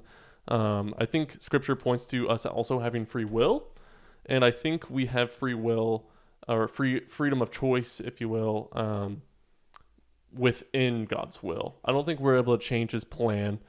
Satan doesn't have a chance of winning, even though Satan believes that he can in the war of Armageddon. He believes that he's going to conquer God, right? Yeah. It's that's not going to happen, obviously. And the same fact that we can't change whether or not we will be, I don't know. I think we are... it's more, I don't know how to say that, honestly. Help me out. I don't know if you know what I'm saying. It's kind of like because what were you saying? You were trying to figure out how to put in words what? Well, what I was saying is it's hard to... See, this is our feeble human minds are trying their best right now to figure everything out. It's just... See, this is why I would not be a good biblical scholar. I really want to be. I do not have the mind. I have a very logical mind. And I just, you get in sort of these cosmic, spiritual questions, and I just... my brain just sort of like clunks out. I'm like, I can't find like a correct answer. Here's a point. When it comes to the free will, I believe that we are chosen ahead of time, right? But I don't believe that takes away from my own choice. Right. Just because I was chosen ahead of time doesn't mean that I also didn't choose him. Maybe, right? I guess. I remember the moment where I chose him. So it's like, even if it's within the plan, that doesn't take away from the reality is that I made that decision. I suppose it's like. Sorry. Not to cut you off, but it's like in a cosmic sort of sense, if I was to pick up this glass of water and drink it right now, I would have always done that. And that's still my decision, even though that's something that has always been planned for. I think that's like taking into account like alternate timelines. I don't know. That's not really what I'm trying to go down. That's not what I'm trying to say. Is I'm saying like from eternity, from the beginning of eternity, whenever that was, I would have always picked up this cup. Yeah. Well, I mean, that's what I'm saying. And the idea of one timeline. And just because God knew about it doesn't mean that I wouldn't have done it. I think it's more so that you made the decision to do that. I don't think God was like, you're going to pick that cup up right now. That's what I'm saying is it's always been like that. And that's kind of what I was talking about earlier. Oh, wait. Dylan has thoughts. So I've been thinking about this a lot recently. I had a dream all about this, and I've talked about that enough. But I want to say, someone pointed this out to me, that to believe that God's divinity and our free will exist in the same plane is foolish. To say that one can exist without the other, or one has to without the other, is wrong, given that God is outside of space and time and outside of our existence. Our free will is outside of his divinity. So to say that because I have free will, God has less divinity, or because God has divinity, I have less free will, it's like saying because there's more apples in this vineyard, there should be less oranges in that, or I say vineyard, orchard. You know, that's simply not true. That's a different orchard, different farm than this one. This should not affect that in any way, right? So I think that's what it boils down to, and a lot of people try to rope them into the same space when God has always been outside of our existence, right? Yeah. So at the end of the day, God has ultimate divinity.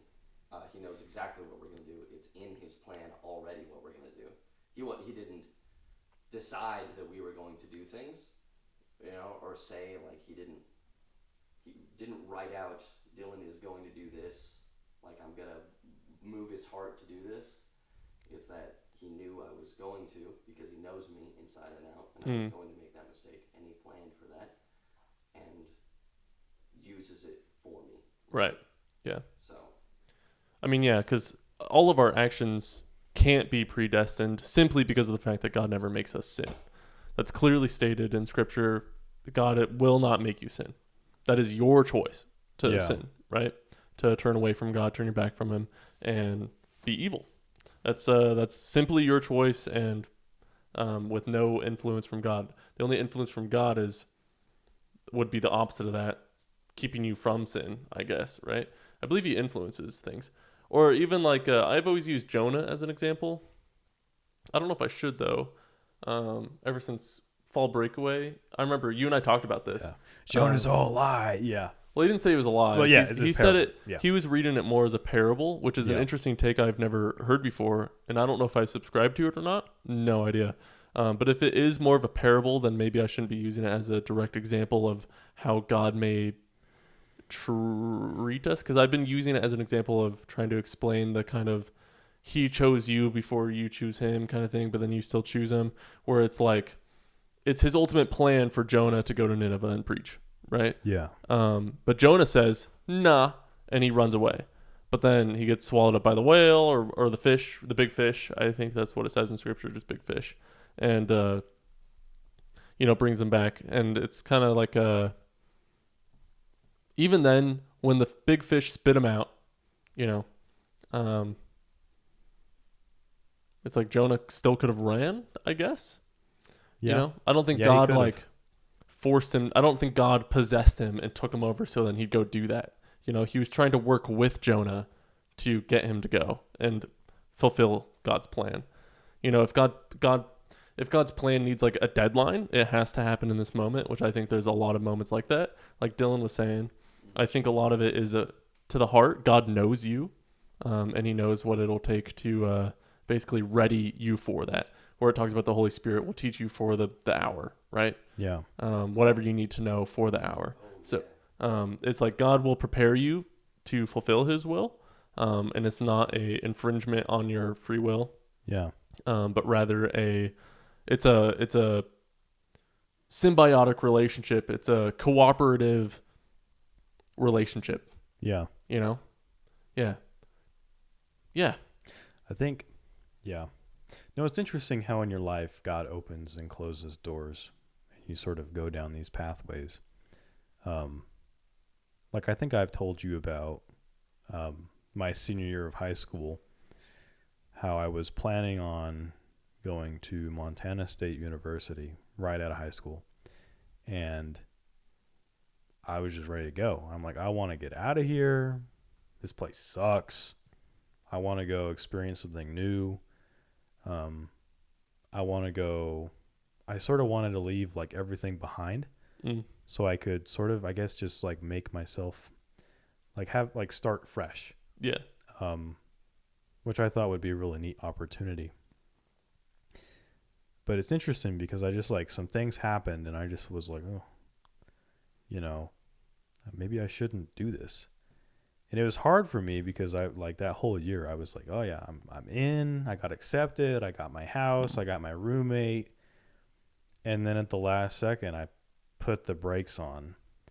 And I did that for a couple of reasons, like first and foremost, like the cost was outrageous. I didn't have a great scope of money at the time.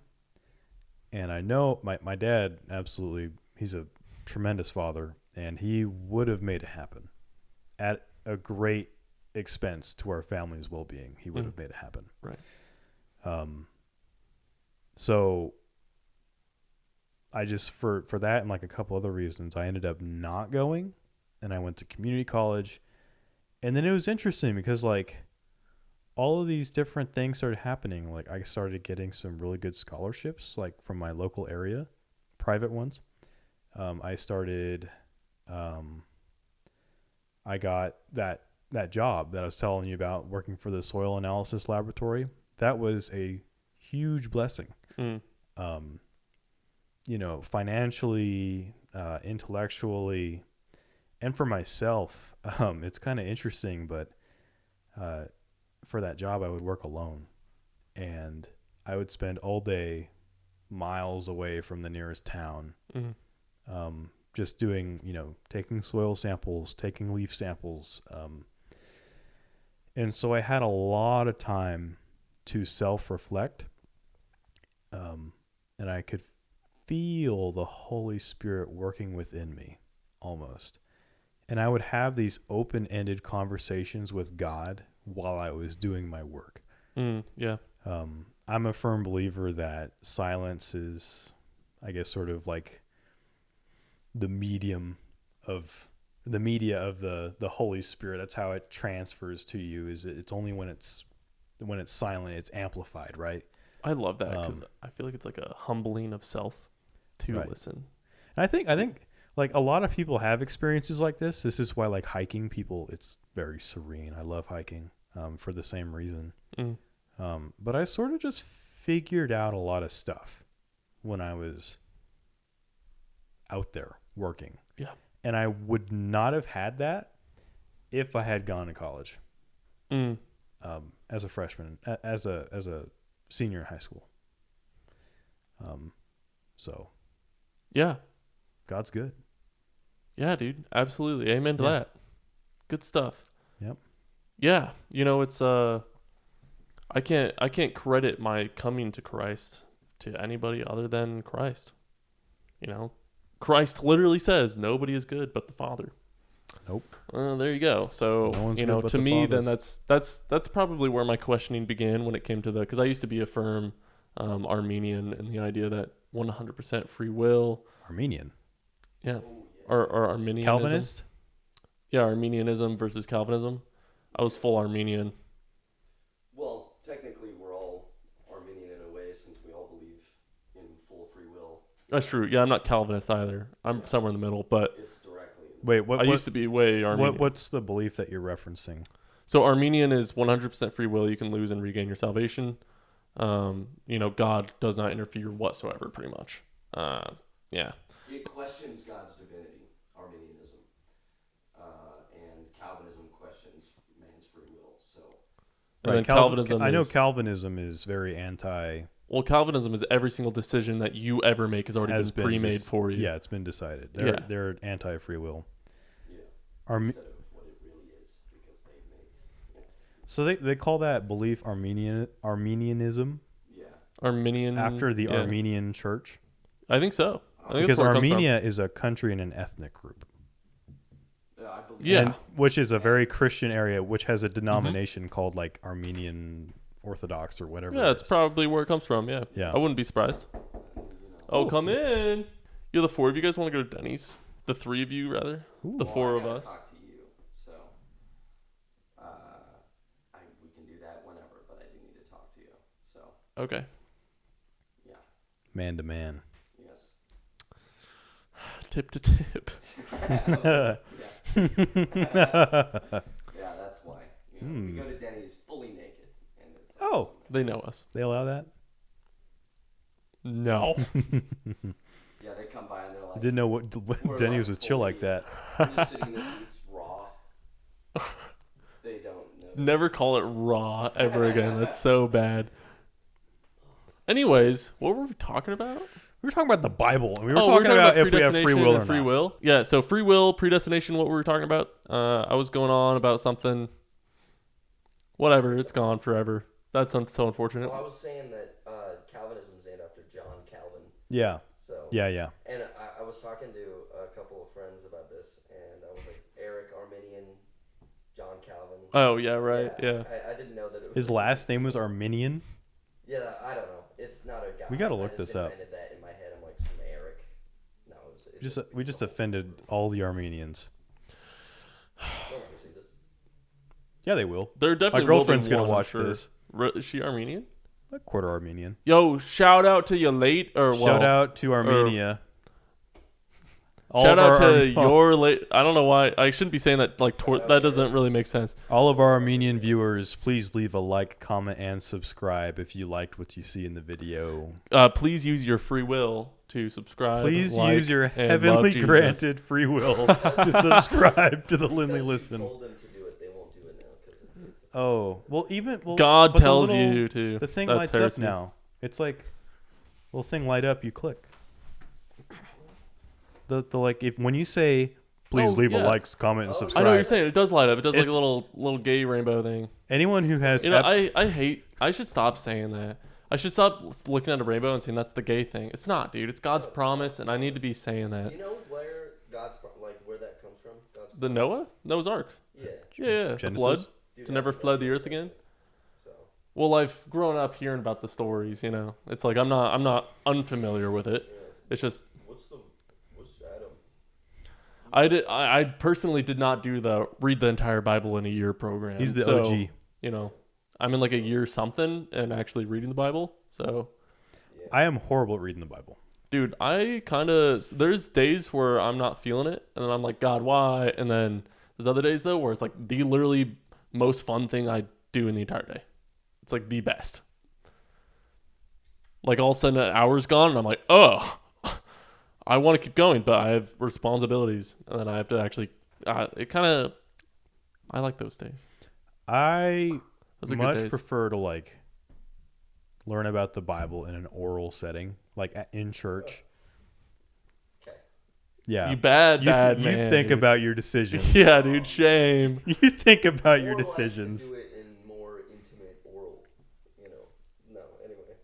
Anyways, Just me and I can- so my home church is really good about explaining the Bible, and that's where I find learning about it is the most enjoyable, is when they're explaining everything in detail.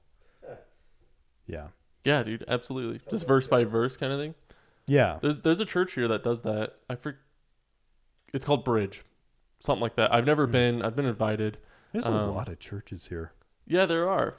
Yeah, I mean, it's a college town. There's gonna be people from all sorts of different backgrounds. It makes sense that there would be people trying to The armies of evangelicals marching on a campus. From every single background ever. Because yeah, I don't know if there's what? I have a question. What? Do you know about Christ Church? I know it exists, and I know it's controversial, and I know that people don't like it that much. Yeah, that's all I know. I have a follow-up question. Do you believe that the United States should be a Christian nation? That's a good one to talk about. That's a good one to talk about. Should the United States be a Christian nation? Ooh. And what does that mean? There you go. Well, I think. See, this is difficult because people will argue that the United States has always been a secular nation. Even though it's been majority Christian for most of it's still majority Christian. I see what you're saying. Like government-wise, secular. See, that's tricky because the government doesn't do anything right. I don't know if the government should do church. Because a theocracy. Like I don't look at in California we have Caltrans. They work on the roads. They don't do a very good job at it. I don't think the government should be preaching to us. But at the same time, the government shouldn't stop us from preaching as well. Yeah. I mean, I definitely think it should be a Christian nation. I think every nation on earth should be a Christian nation. But a theocracy, it's not realistic to say every nation or every person's going to be Christian in a nation. No. And, I believe it is anti-love. It is anti-Christian to force people into Christianity. Exactly. That's a great way of saying it. There we go. Yep. So it's like, I think we've done a great job at separating church and state. And I think that's a very valuable thing. I think that's something that has been done very well in our culture. I believe a Christian culture is very important. Hold on. I think a Christian culture is very important. I think a Christian culture is something that I thoroughly enjoy. There's even major atheists that have been coming out calling themselves cultural Christians, like Richard Dawkins, for example. He's come out in it's probably months now. But he's talked about becoming a cultural Christian because of the recent influx in Muslims into the Western world through all the refugees and everything like that, especially in Europe, where basically Richard Dawkins was like, I'm not a Christian, but I'd much rather live in a Christian-dominated country rather than an Islamic state. Because he expressed the freedoms and the kindness that comes along with being under Christian rule, if you will, which is a weird way of saying that. But yeah, so he was just like, I am a cultural Christian. I like America the way it is, and I don't want it to change. Yeah. Because, he then expressed his fears of an Islamic regime taking over, like an Islamic theocracy. Yeah, like which is what most Muslim countries are. Well, that's what happened. That's exactly what happened in Afghanistan and all the rest of them. That's what happened to Iran. My grandpa talked about how back in his day when he was serving, Iran was like the place to be stationed. Yeah, dude. I've seen videos back then. It looks very Western. They called it something. It's like the Shah, when the Shah was empowered, I think is what he said. I could be wrong. Don't quote me on that. But the nation was very peaceful. And then it became an Islamic theocracy. Yeah. And it kind of got more violent. Women's rights were taken away. It's just I don't think it's Christian to force people to be Christian. No, I agree. Because God has given us God doesn't right force us to follow him or not. Yeah. And I don't think we should assume that position to force people into Christianity. I agree. I've always been very passive, I guess, in that regard. I've never wanted to be like you see the evangelicals out running around like with the Bibles and stuff, and they kind of like, hold on one second, can I talk to you? I'm not saying that's a bad thing necessarily, but that's never been like my thing. I don't. Yeah. Because it's just uncomfortable. That's not a very good way to spread the gospel, in my opinion. especially when you have a megaphone and you're like calling people, you're going to hell. You guys ever seen that? Yeah, dude, absolutely. They have the megaphone. They're like, "You there, girl in the miniskirt, you're going to hell." That'll be the intro right there. There's a guy that comes on campus once a year. Billboard guy. People call him Jesus guy. That's not a fair name. Billboard guy or Yeah. heretic, I think is a better word. It's got a bunch of like descriptive terms for people. Baby killers, thieves, I don't know, all this stuff like Baby killers. Goths. Goths. Weeaboos. Porno freaks. Like, what the hell does that mean? You gotta say it in like a funny voice. Yeah. Ugh. Murderers. That's hilarious, actually. Schizos. But like, he goes out there and he just like stands there. He's got a GoPro on. He's like live streaming. Live He's streaming. telling people, and then you have a bunch of these blue hairs coming in, and they're just Blue like, hairs. I love killing babies. Hoorah! What? They got it. They come in like the militia. Oh, the militia. So Yeah. The blue hair militia. They're coming for me after this podcast for sure. You think so? They're coming for all of us. Yeah, what do you think about abortion? No. I am anti-abortion. I have a question. Man.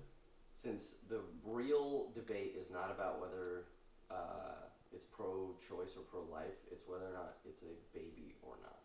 That's Yeah, the you're right, debate. yeah. In its core, I believe it is a human. Same. It's human life. It's just like, they argue that it's just a clump of cells, but have you guys ever seen an abortion? Like an ultrasound video of one? No. It's gruesome. No, I don't think I want to. It's gruesome. It's literally just, they like just pick it apart piece by piece. Yeah, that's what I've heard it described as.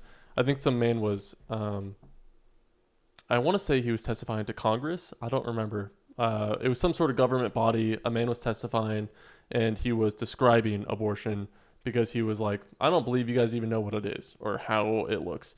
And he was describing an abortion of a late-term baby, and like you were saying, it's just picking it apart. So he was saying it was either as he was doing it or as the doctor was doing it.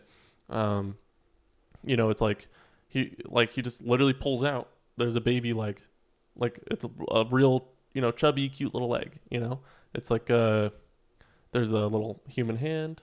There's it's one step at a time, and it's horrible. Absolutely heinous. Disgusting. It's the whole idea that it's women's bodies' right or whatever, like they have the right to their own body.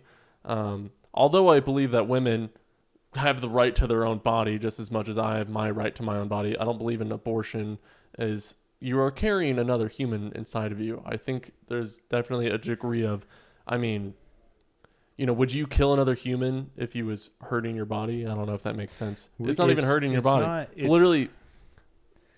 It's not that we don't want women to have rights. It's that we believe that is another person entirely. Yeah. And their rights are being diminished. Their right to have life, their right to grow up and have a family and stuff. And it's, can you imagine being like a young woman and like you're in a society and, let's say you go down a certain path and you become pregnant. All the pressures that's on you to get an abortion. There's a lot of pressure to do that with school and stuff. My philosophy is if you're not prepared mentally that you could potentially be a parent, you should not have sex. Amen to that. You should not. That's just simple. No matter what happens, no matter all the protection you use, there's always a chance that happens. Yeah. And you should just not, it's irresponsible to engage in that, knowing that that's a reality that you're not willing to face. I agree.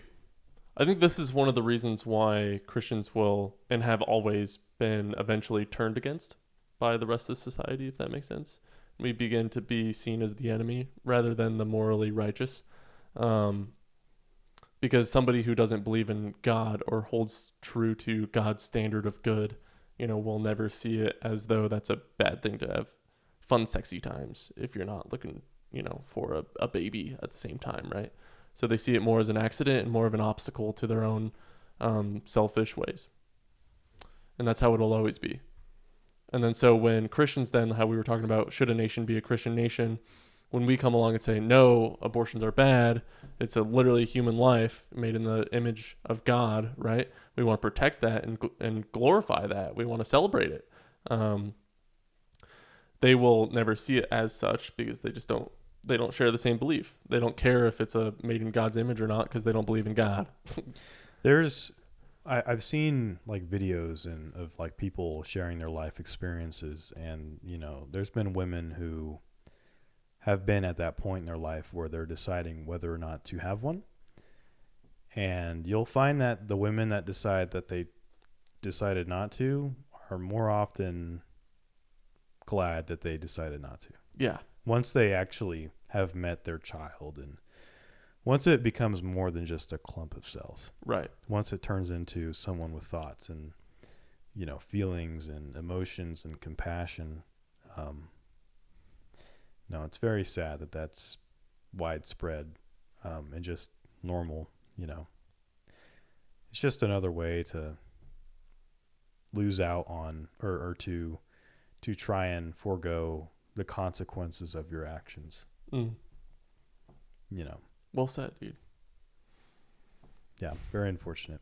This has been a very morbid podcast. No, this is good, dude. I'm glad I'm not a woman. Sorry to all the women out there for that's you're right a woman. There. I like being a man. I guess it's 24. You just try and be a man now. I have mad respect for women. You imagine like childbirth? No. That would scare me to death. That's scary. That's scary. My mom did that 3 times. Yeah, that's dude. scary. My mom did it 4 times with twins at the end. Oh, I was 12 pounds. 12 pounds. That's a heavy baby. You know what they do in a C-section? Cut you open. They literally gut you. And they take your guts and they just move them. And then you're just like lucid. Like you can see all this happening in front of you.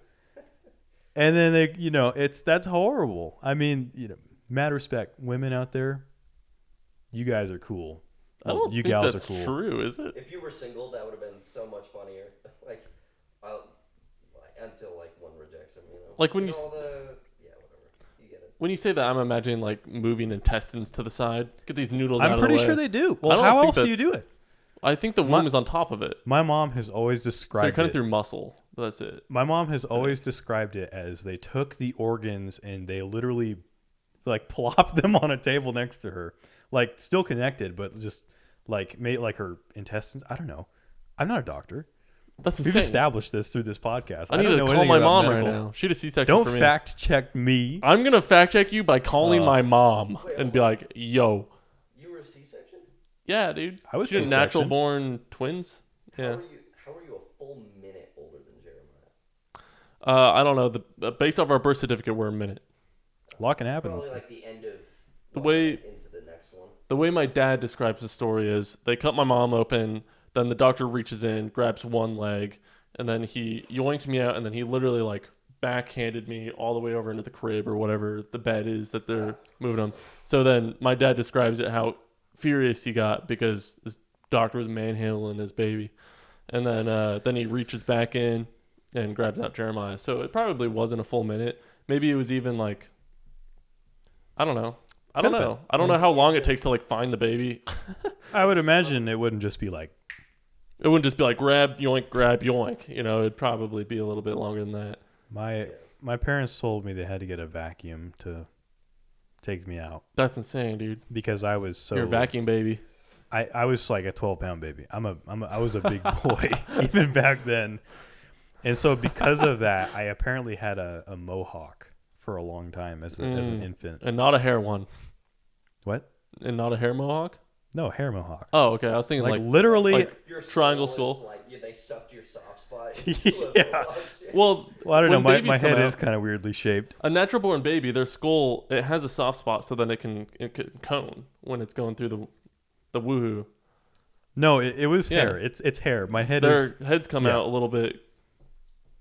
They're not like a nice round skull when it comes out. When it's squished out. A little malleable to get between the two bones that aren't malleable. Yeah.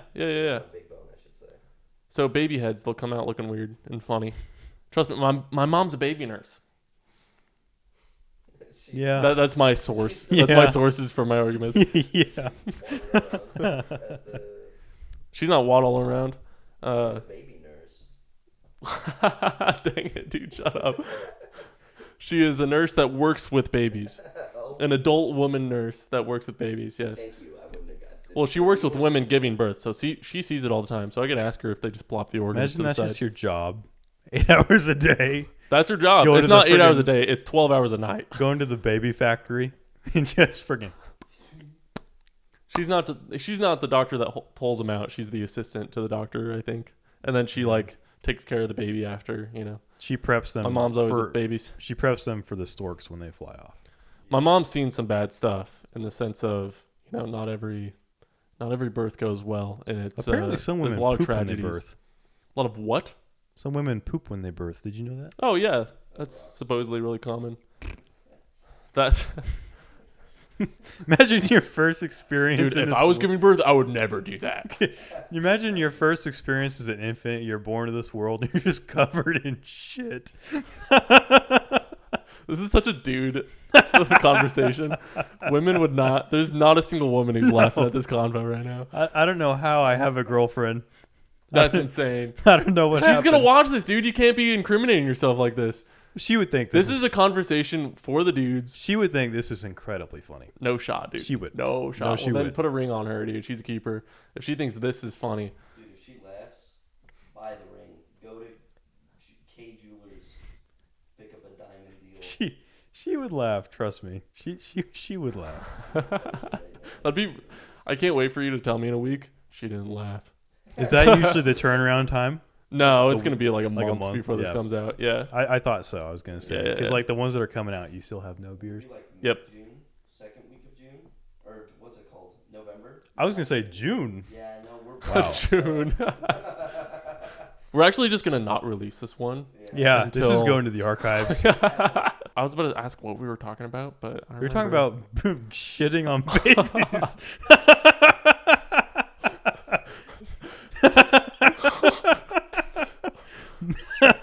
Have you Yeah. ever seen childbirth? No. I mean, you've seen cowbirth, but I've seen. They had us no. watch it in health class, Oh. sophomore year of high school. Oh, They just watch it. that's crazy, Yeah, All the Wow. boys couldn't stand up for 3 hours after. dude. If It was chill. I if just that's I your just played reaction to Among that, Us. you need to like talk to Jesus or something. I'm glad you understood what I was saying. my class, we instead of watching first of all, two of them. I had a group in that class. We never did any work. It was really fun. Yeah. We just played Among Us the entire time. Among Us? Sophomore year of high school. Not sponsored. Not sponsored. Among Us, please. Yeah, it was super fun. Two of us were asleep for the birth. I didn't want to watch it, so I just didn't. Also, the SCD talk, you know, in health class, Yeah. you kind of everybody has to go through. Yeah. I took this medical careers class, and they also had an SCD talk, which means I got double the SCD images in my head than most people. Anyways, fun fact with Josiah. Did your high school ever scare you into not drinking and driving?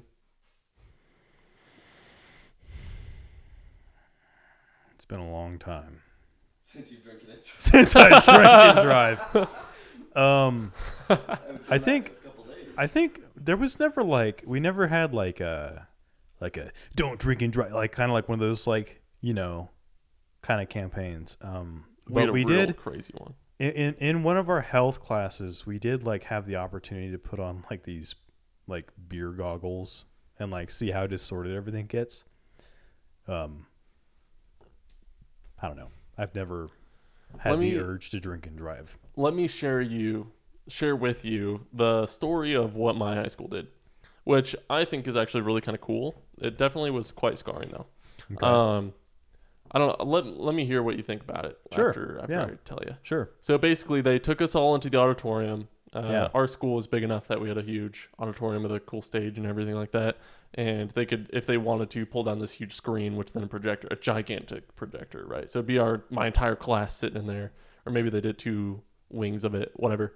And basically, somebody would be there speaking, maybe like a police officer, firefighter, or some other people. And they played us a few videos. One of them was real footage. It's all real footage. Yeah. One of them was footage of a group of teens having fun, getting into their car and driving, right? And it goes on for a few minutes until suddenly, out of nowhere, they just get absolutely T-boned. And they talk about how, like, they died, this and that, right? So we literally just watch these kids get plowed.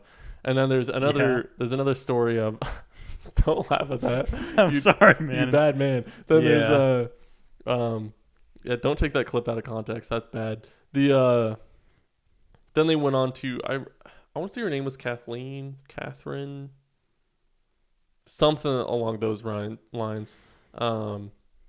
Basically, it was a story about how she stole her dad's keys along with his booze.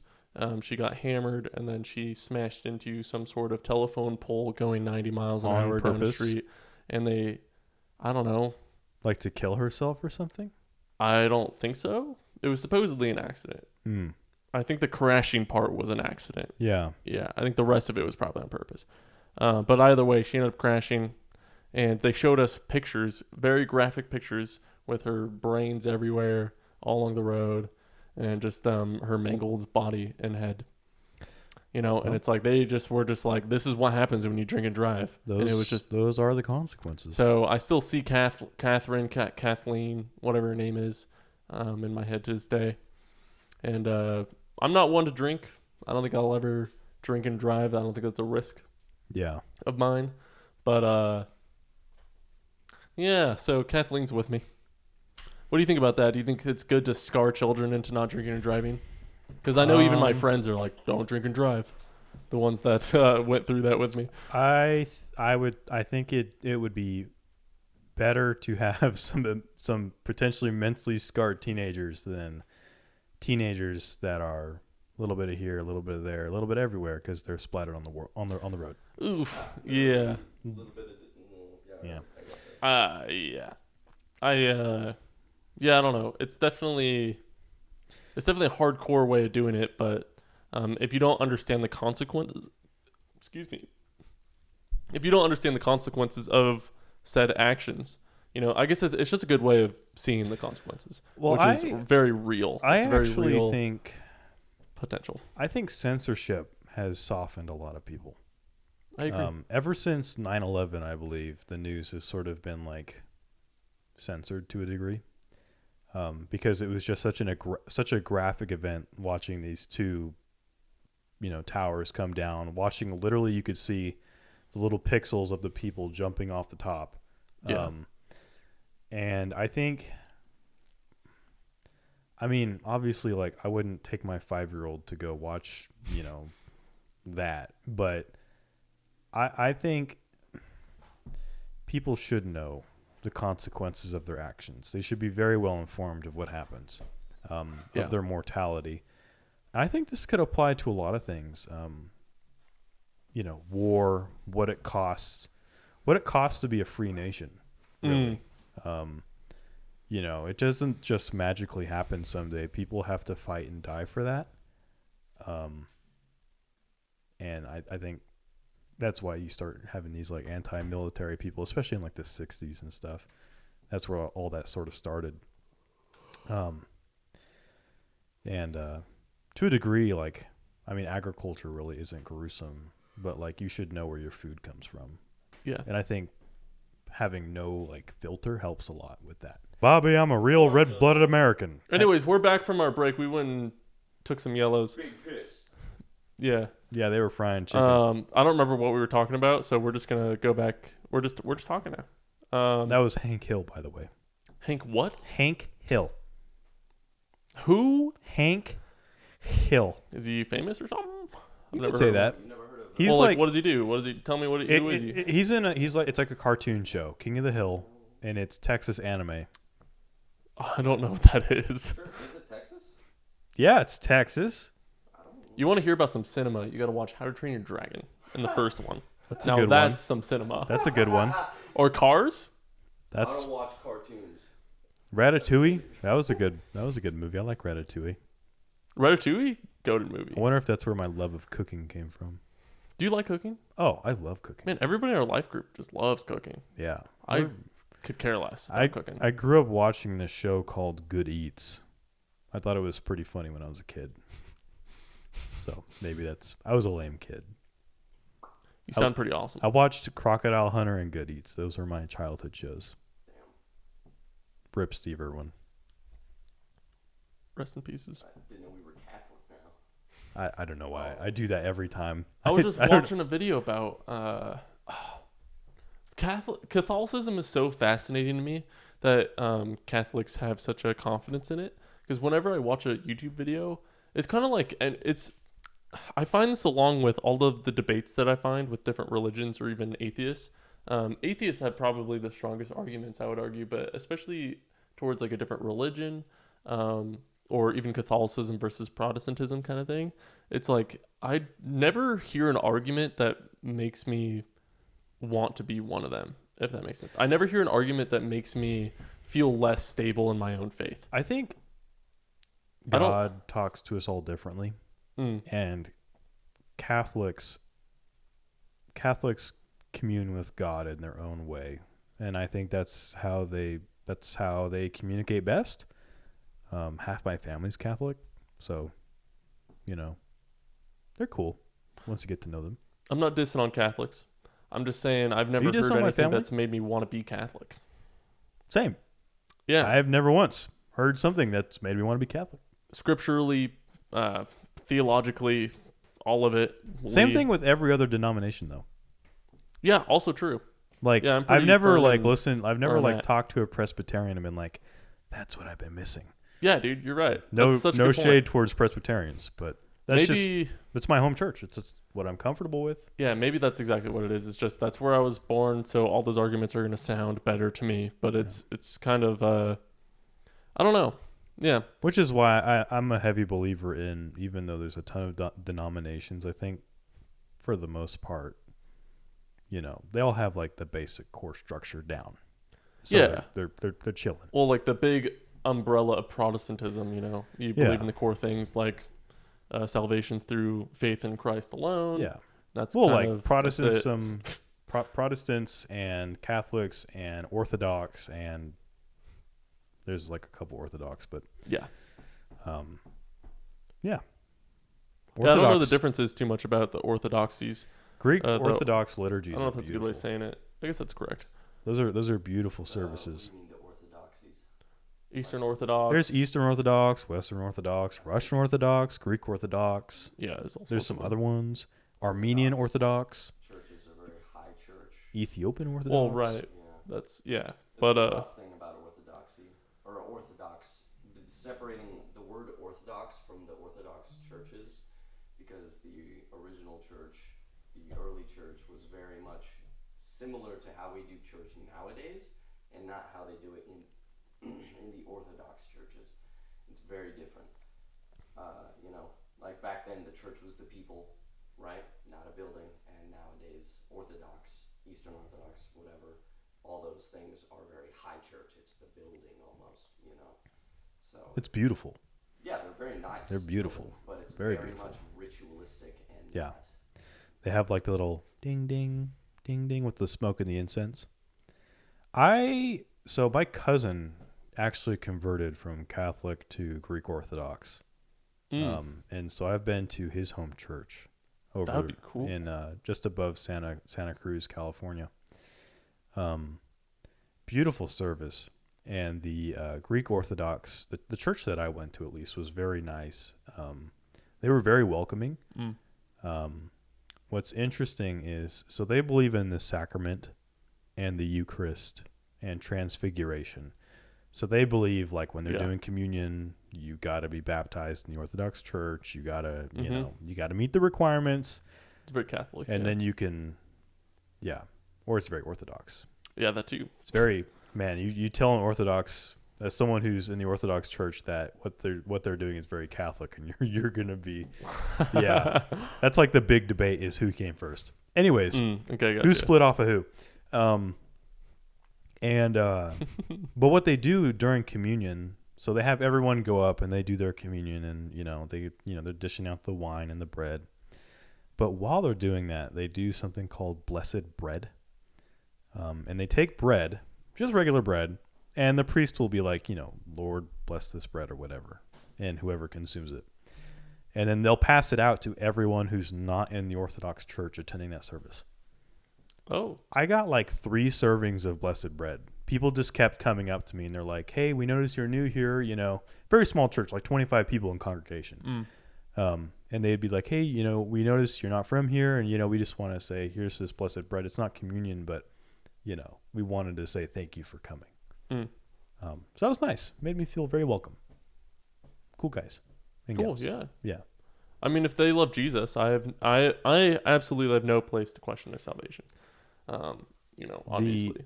The Orthodox liturgy that I went to was also interesting because there was very little structure in how they did their church service.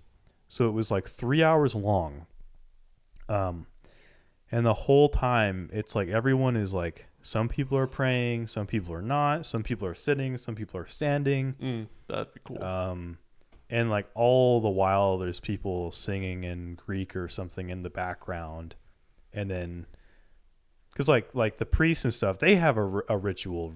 They go out and they'll like do little jingle bells, and then they talk, and they all talk like this. And when they say something, they go. When they end something, they go, in the name of the word of the Christ and the ages and ages. And they all talk in this very high singing voice, and they all fluctuate their voice when they're talking about the gospel. Love your brothers or love one another as God has loved you. It's like they all talk like that. Yeah. So it's interesting. Yeah, cool experience. I like church hopping. I like, especially between different denominations. Yeah. Which is interesting because I've grown up in my home church, which is kind of like a non-denominational church with Baptist roots. So, which is cool. Love my home church. Yeah, I grew up pretty much, mainly non-denominational for sure. But I wonder what. Because I grew up in Hayden Bible Church. I love that church. It's an old geezer church. You walk in. If you have blue hair, you're being judged. That kind of crowd. Uh-oh. Yeah. You have blue hair, you're being judged. Yeah, I love that church. It's no hats. I love it. So people that want to know Jesus. I mean, obviously, I say that lightly. I guess In jest. In jest. Yeah. Just to what kind of crowd I'm talking about. I know what kind of crowd you're talking about. But I don't know what denomination that actually is. I never even thought about it. I should look that up. That'd be fun to know. Yeah. Well, like some non-denominational, like my church was the First Baptist church of my town. And it was in the Baptist church. It was in the Baptist congregation, so they were a part of that organization. And then for whatever reason, they decided to split from it in the 90s, I think. So ever since then, it's just been non-denominational. But like a majority of the people in congregation were Baptists. The service is like a Baptist church. So, yeah. Cool. Yeah. I love a good Baptist church. It's fun. I find myself in one every blue moon. Maybe, once every 3 years, something like that. And it's fun. I like it. I thoroughly enjoy it. It's good. Very cool. I don't know what kind of Baptist churches you've been going to, but fun is the last thing that happens. Well, there's different ones. There's Southern Baptist and there's the other one, Northern Baptist. Northern Baptist is like, sit up, sit down, Like if you were no hand movement. You're saying fun. You're questioning fun like I wasn't moving around much or anything. I just love the Southern- hymns, the piano, and the singing, and the voices. Southern It's cool. Baptist is like, the Yeah, yeah. dancing around the fun crowd. My church was like Northern Baptist, so very like Same with the churches I've been to. Yeah. like when we're worshiping, my hands are at my side.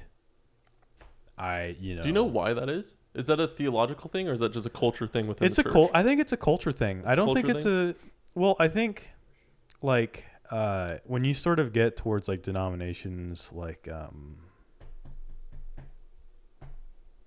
what is it? What Pentecostals.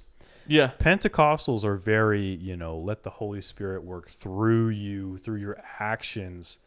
And so you sort of kind of see them like moving around more, putting their hands up. I'm not saying if you do that, you're a Pentecostal. Right. Or if you don't, if you're a Pentecostal, you do. Yeah. You're a Baptist if you don't. No, just kidding. But like, that's me. So like, that's what I'm comfortable doing. And that's how I grew up. That's how my church is. And that's how I'm going to be. Yeah, sure. Why not? Yeah. Yeah. Yeah, amen to that. Yeah, my church was since it was just always super non-denominational, it didn't have a Baptist background. It was just kind of a wide range of people. It's really whatever you felt comfortable with. Solely just whatever you think glorifies God, however you want to glorify God, as long as it's in worship and not in vain, Our church does also have sort of a wide variety of people. Mm-hmm. So you have like the old crowd, the old Baptist crowd. Yeah. And then you have like Pentecostals and stuff, and you'll see them. They'll be doing this. Okay, yeah. And then you have like the ex-Catholics and that kind of crowd and stuff. So it's kind of cool. It's a cool mix. What do ex-Catholics do? They're pretty stationary. Yeah. Okay. Yeah. My Because they're all about. My dad is using the voice, ex-Catholic. right? Do they use instruments in church? Yeah, the Catholics use instruments. What instruments? The one I went to used piano. It's 8. Oh, okay. We can close up. Yeah. How do you Um, want to close? well, this was super fun. I Yeah. thoroughly enjoyed this time. This is Cohen Hunter, everybody. Hello. Hi, Mom. Do you have any final remarks? You know what? It was great to be on here. Had a blast. Thank you guys for having me. And yeah, I mean, I could do my old YouTube outro if you want me to. Do your old YouTube outro. And I'll see you guys on the flip side later. Cut. What's up, guys? Subscribe. Thanks for watching that episode. I hope you really enjoyed. I know we had a fun time making it. Please, if you really want to, support us on Patreon. We need money. You guys can find us on all the podcast platforms, hopefully, by this point. You will. You will. You will. So Spotify, Apple, All of them. I guess YouTube, but not really. And YouTube. And YouTube. So find us there. Enjoy it. And if you don't, I will find you. He found me. Yeah. Amen. Save me. All right. I think that's kind of it. Shit. Okay. All right. Off to Denny's. That's a damn good. Yeah. Hello, audience. Welcome back to farming. Everyone's left by this point. Your viewership just goes down to 0. Brad cameo? You're good. I'm so sorry. Brad. I'm so Hey, you look great tonight. I know. This guy's Success is no accident. I like that shirt. It's okay. We're just judging you internally. Guys, there was a Brad cameo on my episode. Let's go. That's such a win. That's such a win. I love mostly Brad. Brad ass cameo, but Even better. yeah. Maybe I need some ivermectin. This is now the Dylan Listen. The fuck. What's your last name? Atterbury The Atterbury. experience, dude. Atterbury experience. It's an A. Ask Atterbury. Hi, Joe. I sat down. Do you remember